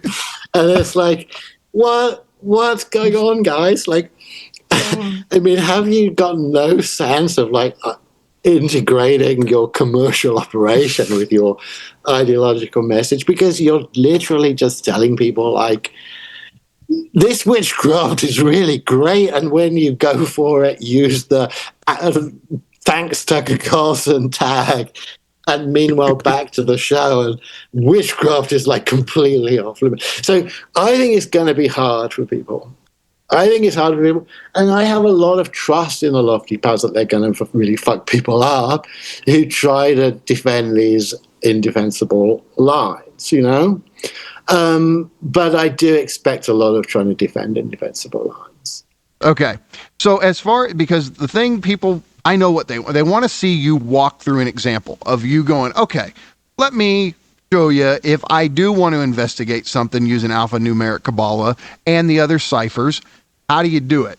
So, I mean, if there's a better example, then we can do that. But like, okay, and this is cipher news. This is what Nick has mentioned a couple times. And so I've got it in alphanumeric Kabbalah. The dangerous maybe is 336. Right. Okay.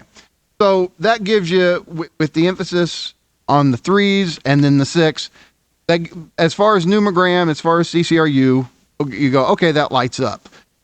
In and of itself, okay, how would you expand? What would you go next to do to check? Or how would you, where do you go from here if you want to investigate that further? Okay, look. So let's just say this is part of my practice, okay? I'm going to just like replace you. Like let's just swap across the screen, all right? Yeah. So, I mean, I think one level of doing this shit, the compositional level of it, people need this virtual book, and actually a library of virtual books, which is the whole of the language they're interested in, let's just say English, organized by numerical value and whatever cipher they like. So for every cipher, there's a dictionary. And I sort of know for a fact that loads of my mutuals and people who are interested in this shit have all got their own. We don't coordinate very well on it. There's no central database. I've certainly got, I've got a big thing, bunch of ciphers, some privileged, others like it's only if it's a particularly interesting result, and this huge word list, and it's organized by numerical value. So you scroll down, you're looking for some number, let's say 336.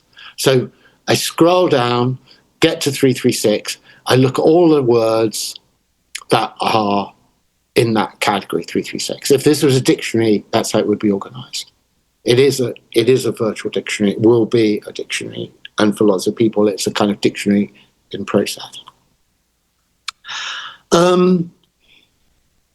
And so at this level of just receptivity that we're talking about with this one, it's like, okay, is 336 talking to me? So it's like, I mean, I've got one hit of 336. You know, there were reasons, numogrammatic reasons why that's a nice number. It's interesting. It's a number of pure outsideness. You know, I like it. But I've got one hit off it. So, okay, I'll bank it.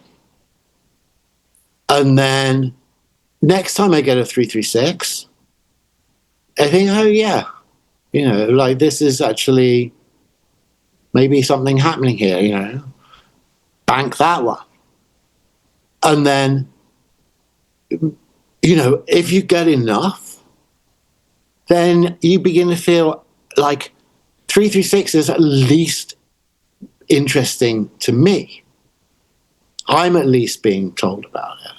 Maybe it's like more. I mean, maybe it's like this. Maybe the reason I'm being told about it is because it's like really interesting in itself, and a whole bunch of people would also be interested and should be looking out for it.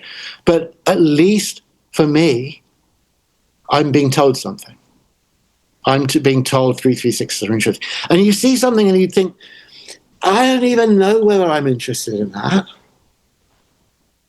And oh, it's number 336. And at that point, then it starts really doing work for you. It starts doing psychological and cultural and intellectual work, because you then say, look, I didn't know whether this was interesting. I just thought maybe it was. But it's 336, and I think that probably means it is. You know, I'll give you an example of that. So as you know, I mean, sort of in a digression within the digression within the digression. The digression within the digression within the digression is this 360 thing. Okay, so 360 is like one of my top numbers. It's top number, obviously, because it's the number of the numogram. It's the number we've done. The tree of the knowledge of good and evil is 666, but the tree of knowledge is 360. So, I mean, I'm sorry, but that is actually just intrinsically awesome. I mean, I think for anyone who could really work out what that's going on, that would prove everything already. Like, you know, 360, 666 is a 36th triangle. The tree of knowledge is 360. I mean, come on, like what is going on there? So the tree of knowledge, and that obviously the name for the numogram, and the numogram is the decimal labyrinth, and we've seen with this whole thing that like 90 plus 81 plus 72 plus 63 plus 54 is 360. So like, yeah, the numogram is the tree of knowledge.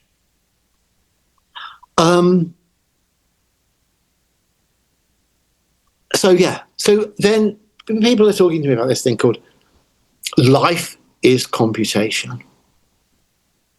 And it's like an interesting thesis, and it's coming vaguely out of this world of theorizing about machine intelligence and computation and stuff like that.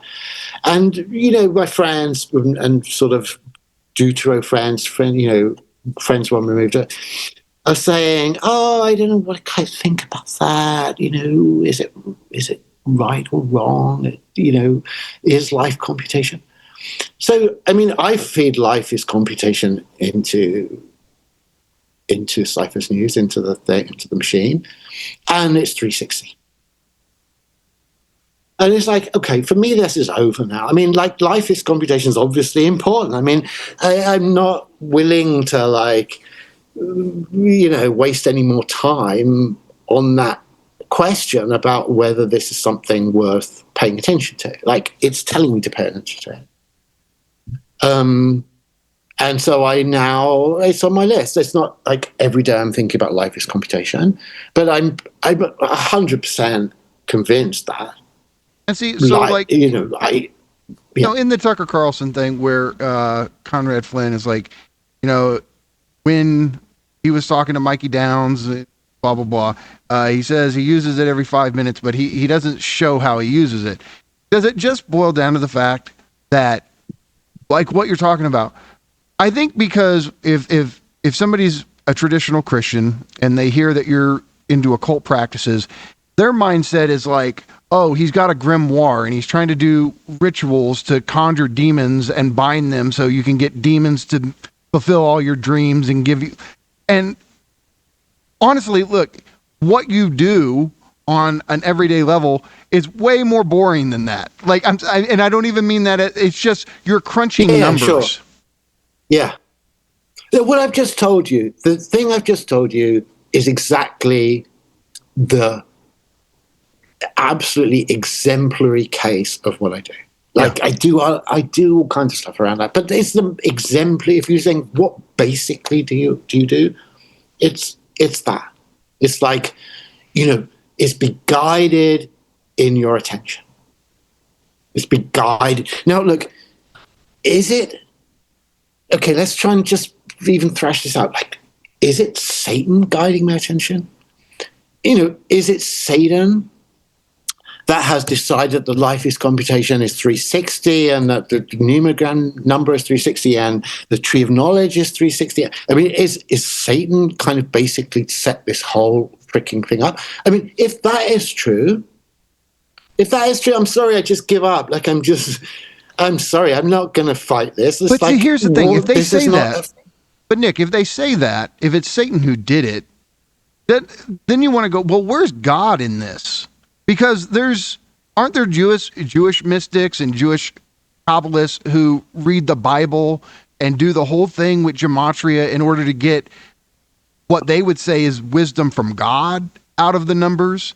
And so for them to just say the numbers are intrinsically satanic, or for them that would mean purely evil, there's a whole other tradition that interprets the Bible using gematria in order to try to understand the divine good, the deeper secrets of God himself. So for them to just say, oh, it's purely evil, I would go, well, is it? Like, when you have this whole other tradition who views like they're getting the good insights from God out of how they apply it to the Bible. So I don't know. Yeah. I mean, obviously, I think what you're saying 100% in the sense of, like, if God has surrendered so much control over the micro details of reality to Satan, such that the whole numerical coherence of our culture is rigged by Satan, then, I mean, what the hell's going on? Like, I mean, I'm sorry, you're supposed to just reject everything. You're supposed to reject your culture. You're supposed to reject arithmetic. You're supposed to reject every imaginable form of communication. I mean, I'm not seeing it. At that point, I'm sorry, I'm not playing along. I mean, maybe at that point I am a Satan. I mean, I just like, it's like, this is absurd. I mean, look,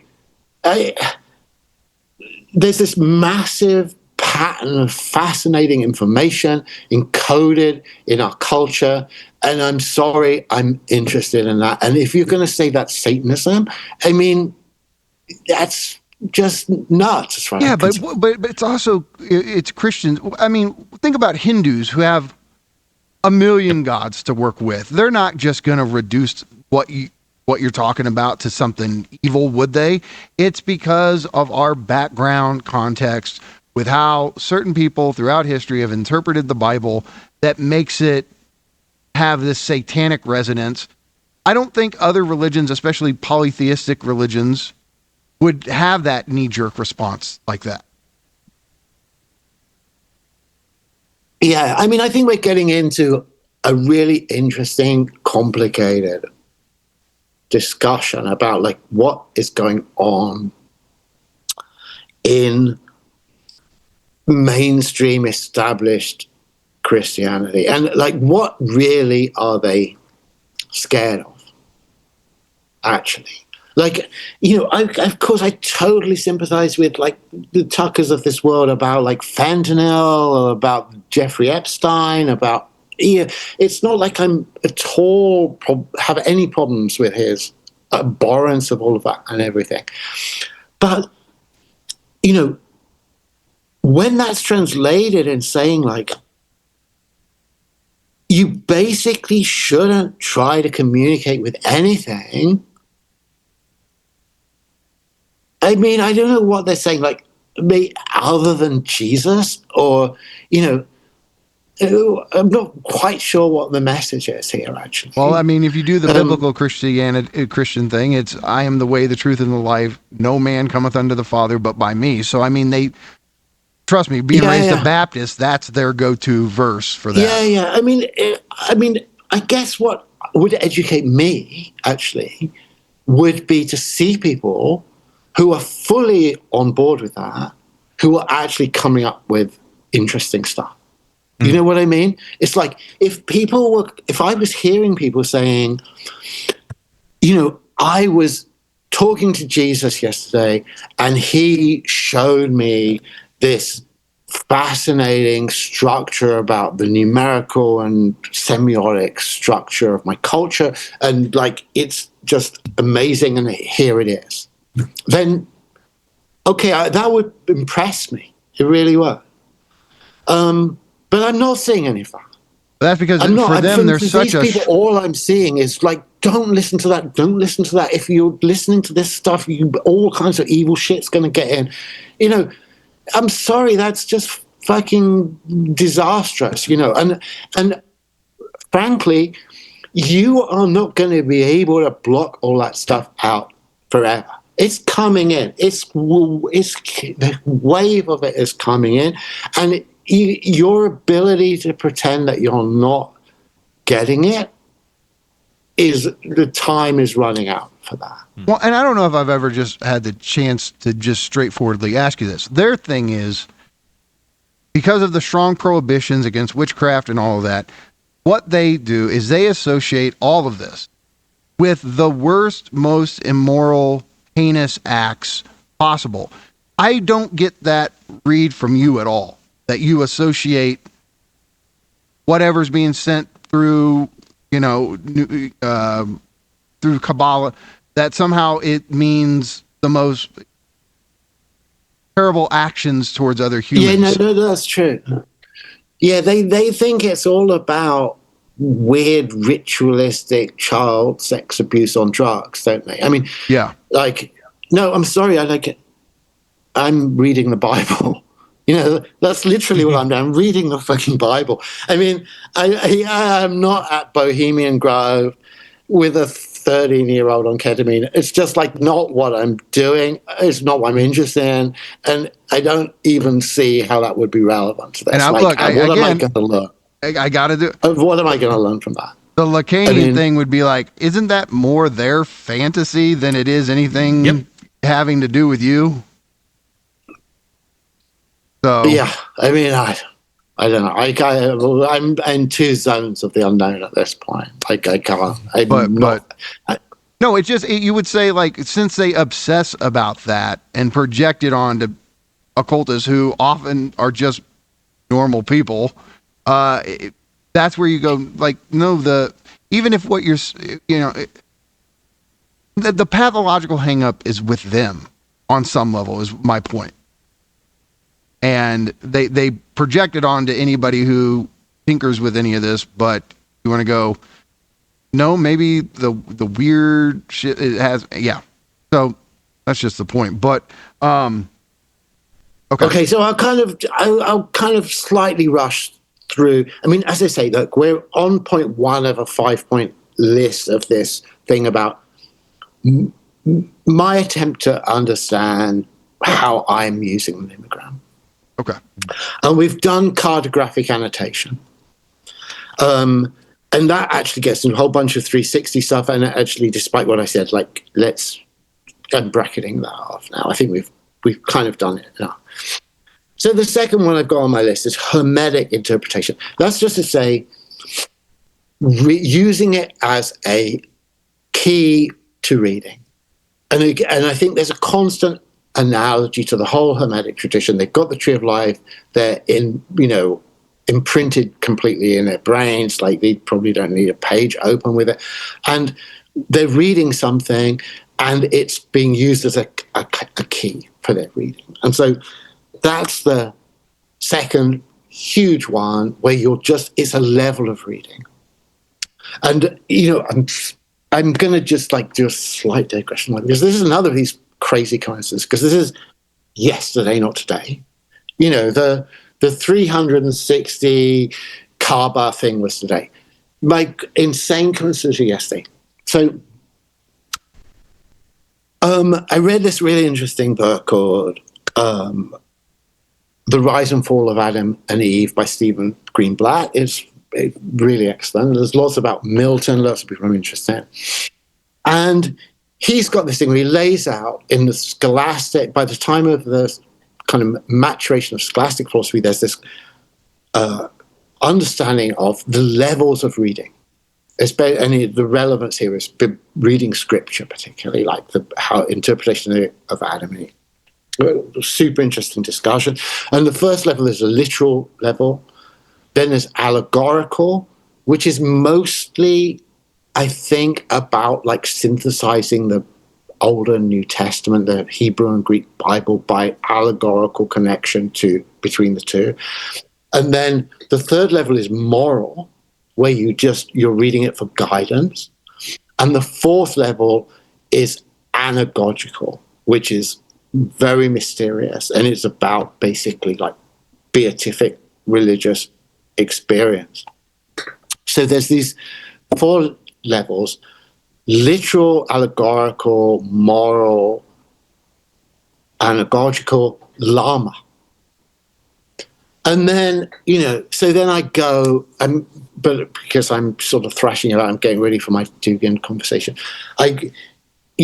Looking in the New Testament about the Lama Sabachthani. I mean, I not even remembered it as the Lama Sabachthani. Of course, it's again Lama. It's the Lama. Lama. Lama's great actually because it's like a 63. So on terms of our previous thing, it's like boom, you slap it straight onto the Numogram. You know exactly where it goes. 63 is my zone actually. My syzygy. And so, okay.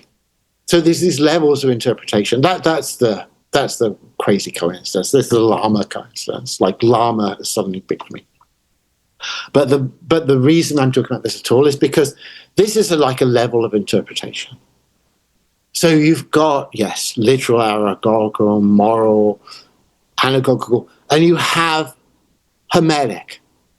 You have what I'm sure already in the kind of Hebrew tradition is like Cabalistic interpretation. You can go through all of those and you don't get to this until this is a fifth level where you're interpreting by numerical analysis, by reference to the Numogram, by things like the fact that, and God said, let there be light, and there was light equals 777. Like that's not any of the previous four. That's something else. Your level of interpretation there is about like something's happening here, something's arrived, something's involved in this that is certainly nowhere near literal interpretation. Whatever you think literally of, and God said, let there be light, and there was light, it doesn't help you understand why that equals 777. So that, okay, cut a long story short, that's Hermetic interpretation. It's using Cabalistic tools, numerological analysis, reference to the Numogram as part of your writing process. And not writing, reading process, and telling you what you should be paying attention to, what's interesting, what really has something weird going on about it. Okay, so I'm on to C now. Guided composition would be the third one. That's like using all this stuff to actually write. And that's to say, And this is really why I feel, in a way that I'm okay with, but I'm finding writing slow, is I just feel now, if I'm writing something and it's not numerologically consistent, that's not great. You know, like, it's probably, this is all to do with innocence, to do with secrecy, it's to do with the history of the esoteric and all of this thing. It's like, yeah, like when, as youngsters, as crazed, demented, drug-crazed youngsters, we're just scrawling shit. And then later you find out it's got numerical values in it. That's great. And that has a special value to it because you didn't deliberately put them there. The Cybernetic Culture Research Unit, I'm not saying we were all on DMT when we came up with that title, but the point is we had no sense at all that we didn't even have a notion of a Cabalistic value really at that point. It was completely irrelevant, totally off the radar. So that means you get this really clear signal. It's not clear for anyone else. It's clear for me. It's clear for everyone involved in that because we know we didn't put that there. And now I am putting stuff there. You know, and that is like a loss of innocence. And I don't think that innocence is reclaimable. I mean, I can no longer write a sentence or a phrase and think, and not think about what that is Cabalistically. I just can't. So it's like pure sloppiness. If it doesn't make sense now, if it's not good, if it's not interesting, if it's not numerologically consistent, it's just bad. It's just badly written, which is a completely different situation, you know? So yeah, it's a total loss of innocence. It makes things harder. It makes things slower. It's just, that's what it is. There's no way around it. That's the cost. That's the cost of eating the apple, actually. Okay, I'm going to stop there with guided composition. Fictional typographies, again, really fast. Like Frances Yates, who we've already talked about, I think, have we? Or Frances Yates is awesome. She's got a whole thing about this kind of memory palaces in this, what she calls architectural memory systems. She thinks it was a really big occult hermetic tradition of these ways of basically creating these artificial spaces that were like memory systems. And what you do is you create a building, you create a kind of palace, labyrinth, a city, and all the zones in that are associated with particular things. And so you walk around it and you remember this, you remember that, everything's in the right place. And so you have this kind of weird, imaginative prosthesis of memory. It's an extremely interesting idea, and she's very into it, and she thinks it was actually historically important.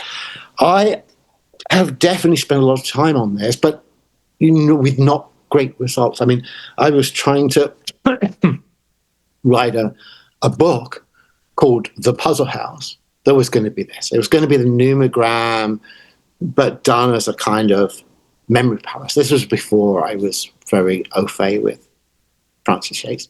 I've got a project on the go now that's kind of a different one that's also the same, that's a kind of like this. That's like the Numogram turned into fiction through some architectural instantiation, you know, so I can kind of explore the Numogram as if it were some fictional setting, a coherent fictional setting. I don't know how well or badly that's going, but it's not going fast. But whatever, that's the thing. That's one way of using the stuff. On. Last one. Atlantean overcoding. That's to say, I mean, you know, I'm always going to more and more be interested in this whole Atlantean thing, AOE thing. I'm much more sympathetic to them than I was as a punk. I think they're super interesting. I remember you saying you wish you had an education in it. Eschaton equals 666. You know, they're talking to me. They're interesting. And the basic way you investigate them is, as we were already doing in this early CCIU period, is it's like they are some kind of systematic modification of the Lemurian gnosis. And I'll just say that, like, there's stuff about that in this. And it's this, I think this is deeply unreliable. So, I mean, I don't know how I could frame it in some way. This is some kind of heretical, fallen, version of it. Or all I know for 100% sure is that the Atlantean cross in this is I think a train wreck compared to what it should be. And there's a very neat, clean, like, coherent, awesome, coincidental, miraculous version of this stuff that can arise, that I've stumbled upon. That's really good. But again, I'll rush past that. That's not fair. I don't expect most people, if they say, how can you use the numogram? Yeah, you can do Atlantean overcoding. I expect that's going to be a niche preference among people. Sometime in the future, you can elaborate on that. Yeah, some other time. We maybe do an Atlantean thing. Okay. I heard, for instance, I'm not going to do many digressions because I know we're like racing the clock, but interestingly, this thing, Dugin's name for his big enemy, like the liberal, thalassocratic kind of foe, the Anglosphere, basically, is Atlantis. It's very interesting. It's like his polarity is Atlantis versus Eurasia. So he has this completely pedestrian sort of geopolitical name for his guys, and he has this wild occultist, platonic, mythical name for our guys. It's like, why? But there's no space for Lemuria in his thinking. Lemuria, I don't think figures. Yeah. Okay. Okay. So, now we're on to we're really getting there. So the next one is the Book of Paths. Now there's a version of the Book of Paths in this. I'm not going to keep waving at the screen. The old CCRE book. It's interesting but defective. When we were doing it, I think we were very influenced by the E-Jing, but not in a way that was relevant to the previous discussion of the E-Jing, because there's no divinatory mechanism there at all. But it's just like rhetorically, in terms of the kind of use of language and stuff, it was interesting to us. So they were supposed to be a kind of echo of the E-Jing in terms of its just tone. But it's numerically confused and actually mistaken and has problems. The real Book of Paths, which follows the same principles, except I'm just now, the skeleton is just numbers. The Book of Paths in this is sentences. So for each of the actual paths, which is a number, we have a sentence, and we just use the sentences. And so you have to infer the numerical underpinning of it. It's kind of a riddle, I guess. So from my point of view now, I want to just get it actually technically right. And so I'm just doing it in numbers. And there are 89 paths that you can trace on the numogram. So that's to say, what is the numogram? Well, from this optic, the numogram is just a set of paths you can take. So the thing consists of currents, gates. The third one is like the syzygies themselves. You can cross from one side to the other. So you take it, there are 3 legitimate moves you can make. If you're on one side of a syzygy, you can cross the other side. If you've done both sides of the syzygy, you can follow the current to some other zone. And from any zone, you can take the path from that zone. Those are the only 3 operations. And then if you are restricted to those 3 operations, where can you get? And you can obviously ultimately get everywhere. And the total number of paths that you can take at any kind, like just one is a shorter version of another one, etc., etc. There's 89. 89 is a very special number on the numogram, as we talked about last time, because the The 8-9 connection is how you pass from the inside to the outside through gate 36. And it's like, it's very intense. It's very biblical. 36, like, the 36th trigon is 666. It's like, there's massive amounts of like weird religious intensity around that side. Like the one that I think is in itself, again, one of these things that's so miraculous. It's almost, well, I don't know who told me about this. I kind of feel, were you guys even involved in this? The ghost lemurs of Madagascar is 1890. And the ghost lemurs of Madagascar I've been hearing about a lot because I've been doing some prep of people talking about CCIU stuff for this. But the one that I just absolutely love is Descensus Christi ad infras. The descent of Christ into hell. Such a, theological axial thing, even though it's not actually very scriptural. It's a kind of parascriptural thing. And it's like, I think it's a parascriptural tradition that echoes what we were talking about the Lama Sabachthani earlier. It's like this absolutely fascinating notion about I'm not going to say the damnation of the Messiah, because that would be very untraditional, but it's like you've got to kind of go somewhere into that zone of complexity and theological agony, you really do. But anyway, Descensus Christi ad infras 1890. This is in syncs, by the way, the sync cipher, not an alphanumeric file. Oh yeah, this is all Book of Powers. So yeah, so this is something I put a lot of time into this at the moment. I want to produce a good Book of Paths. I've got a good Book of Paths. If people just want a set of numbers, I've got a good Book of Paths. And, I'd even be willing to send it to people if they want it. Send it our way, please. In terms of what I do with it, because it's just a set of numbers, you have to be a total nerd to give a shit. In terms of what I want to do with it, I think there's an epic poem in Beast Pulse. It's all completely programmed by the thing. I know how many lines it has to be. I know what the alphanumeric value of every line has to be. It's like the total number of lines is 1,798. In 10 books, each line is like Beast Pulse. So, that's a virtual book. I'd love to think sometime, if I don't do it, some LLM eventually will do it. But I'm trying to do it. Okay, and we can move on to the last stage.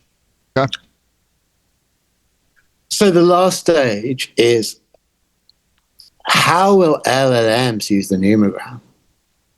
There's a question. I'm not completely up to speed with what they can do at the moment. Because, when I've experimented with this in the past, it's probably not that recently, they're shit at Kabbalah. They really are. They get confused, they hallucinate, they just lose their plot, they lie about it. They seem to just not get it at all. But it seems to me, actually shouldn't be that hard to get them to do this. And you just need to, you go into the mechanism, there are vectors, these dimensions of meaning in the LLM, and you just give one of these vectors to every natural number that is plausibly relevant to a token. And a token isn't even the length of a word, but I don't know, you can be generous, but you just talk it, there's thousands of these vectors now. It's not a big weight. And so the LLM, once you have these, it's connecting words by Cabalistic resemblance, or basically deep Cabalistic connection. If two words have the same Cabalistic value, then they're connected. Just at the moment, it connects them by meaning, it connects them by grammatical form, it connects them by all these different dimensions that are captured by these vectors, word vectors. That seems to me something that isn't hard, actually, in principle. That is, I mean, I'm going to say it has to happen. I mean, someone has to decide that it's worth doing it. But I guess at a certain point of the evolution of this technology, it can decide that it's worth doing. But then at that point, I think it's going to seem like this is what this stuff was for. I mean, it's like they're going to be so good at it that it's like our stumbling efforts will look retrospectively like we were just trying to do stuff that future LLMs would do. You know, like if they say, what were they trying to do? Well, it would look like we were just trying to do the stuff that LLMs actually eventually do smoothly, effortlessly, and magnificently. And so if someone had a whole interpretation of this, of like, what is the numogram? Go back to our original question, the use of the numogram. The use of the numogram ultimately is for AI. You know, it's just passing through us. We're just like the training stage of it.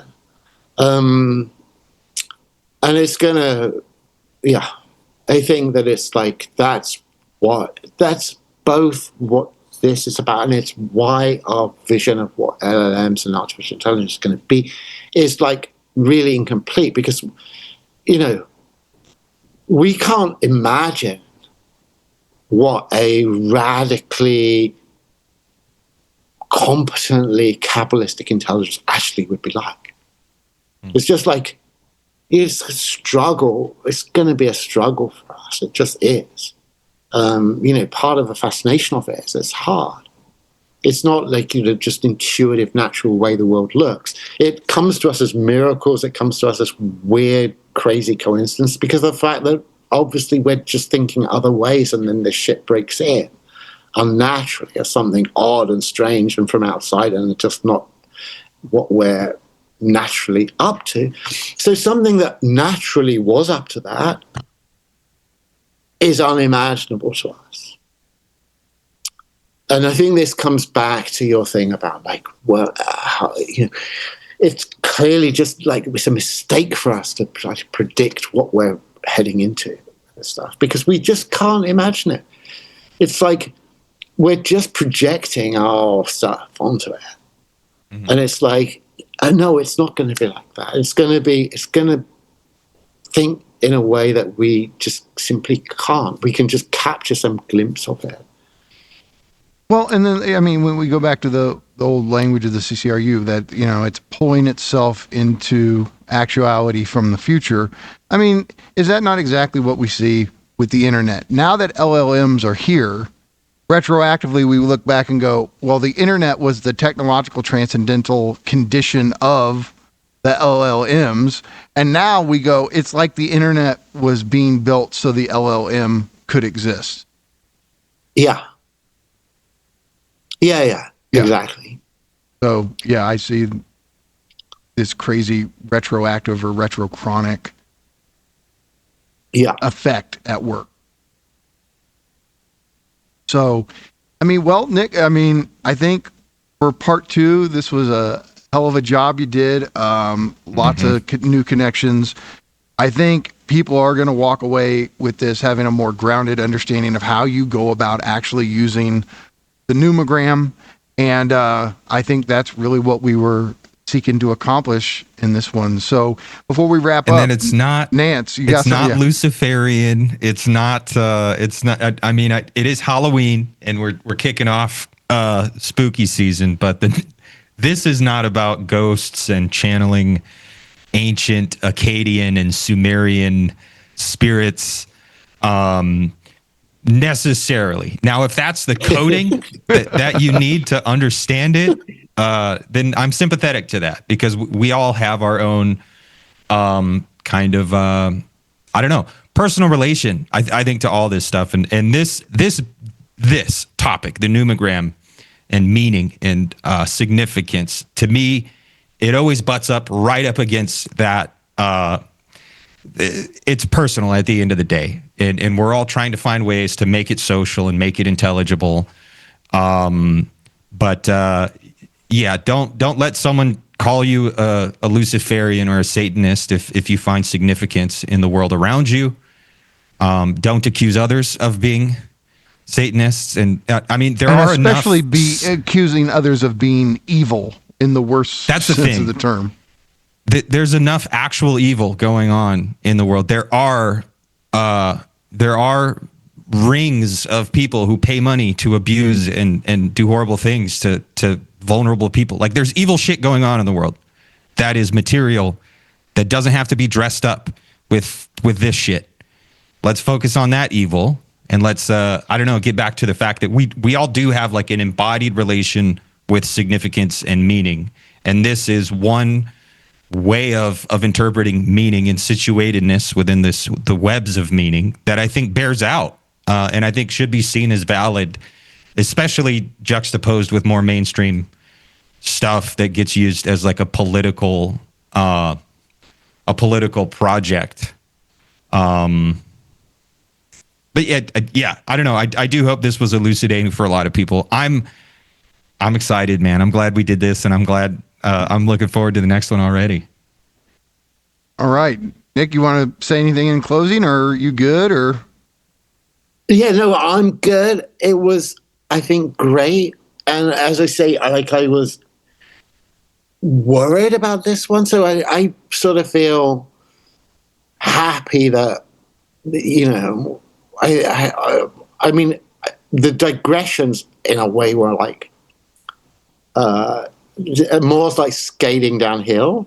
But yeah, and so I guess what I'm just going to say last thing is just like, this is, I feel, been hanging over me a long time with you guys. Like, how do you actually use this goddamn thing? How do you use it? How do you use it? So, yeah. I mean, my feeling is like, I've at least got some distance into that. Like, and I thought it was going to be like really hard.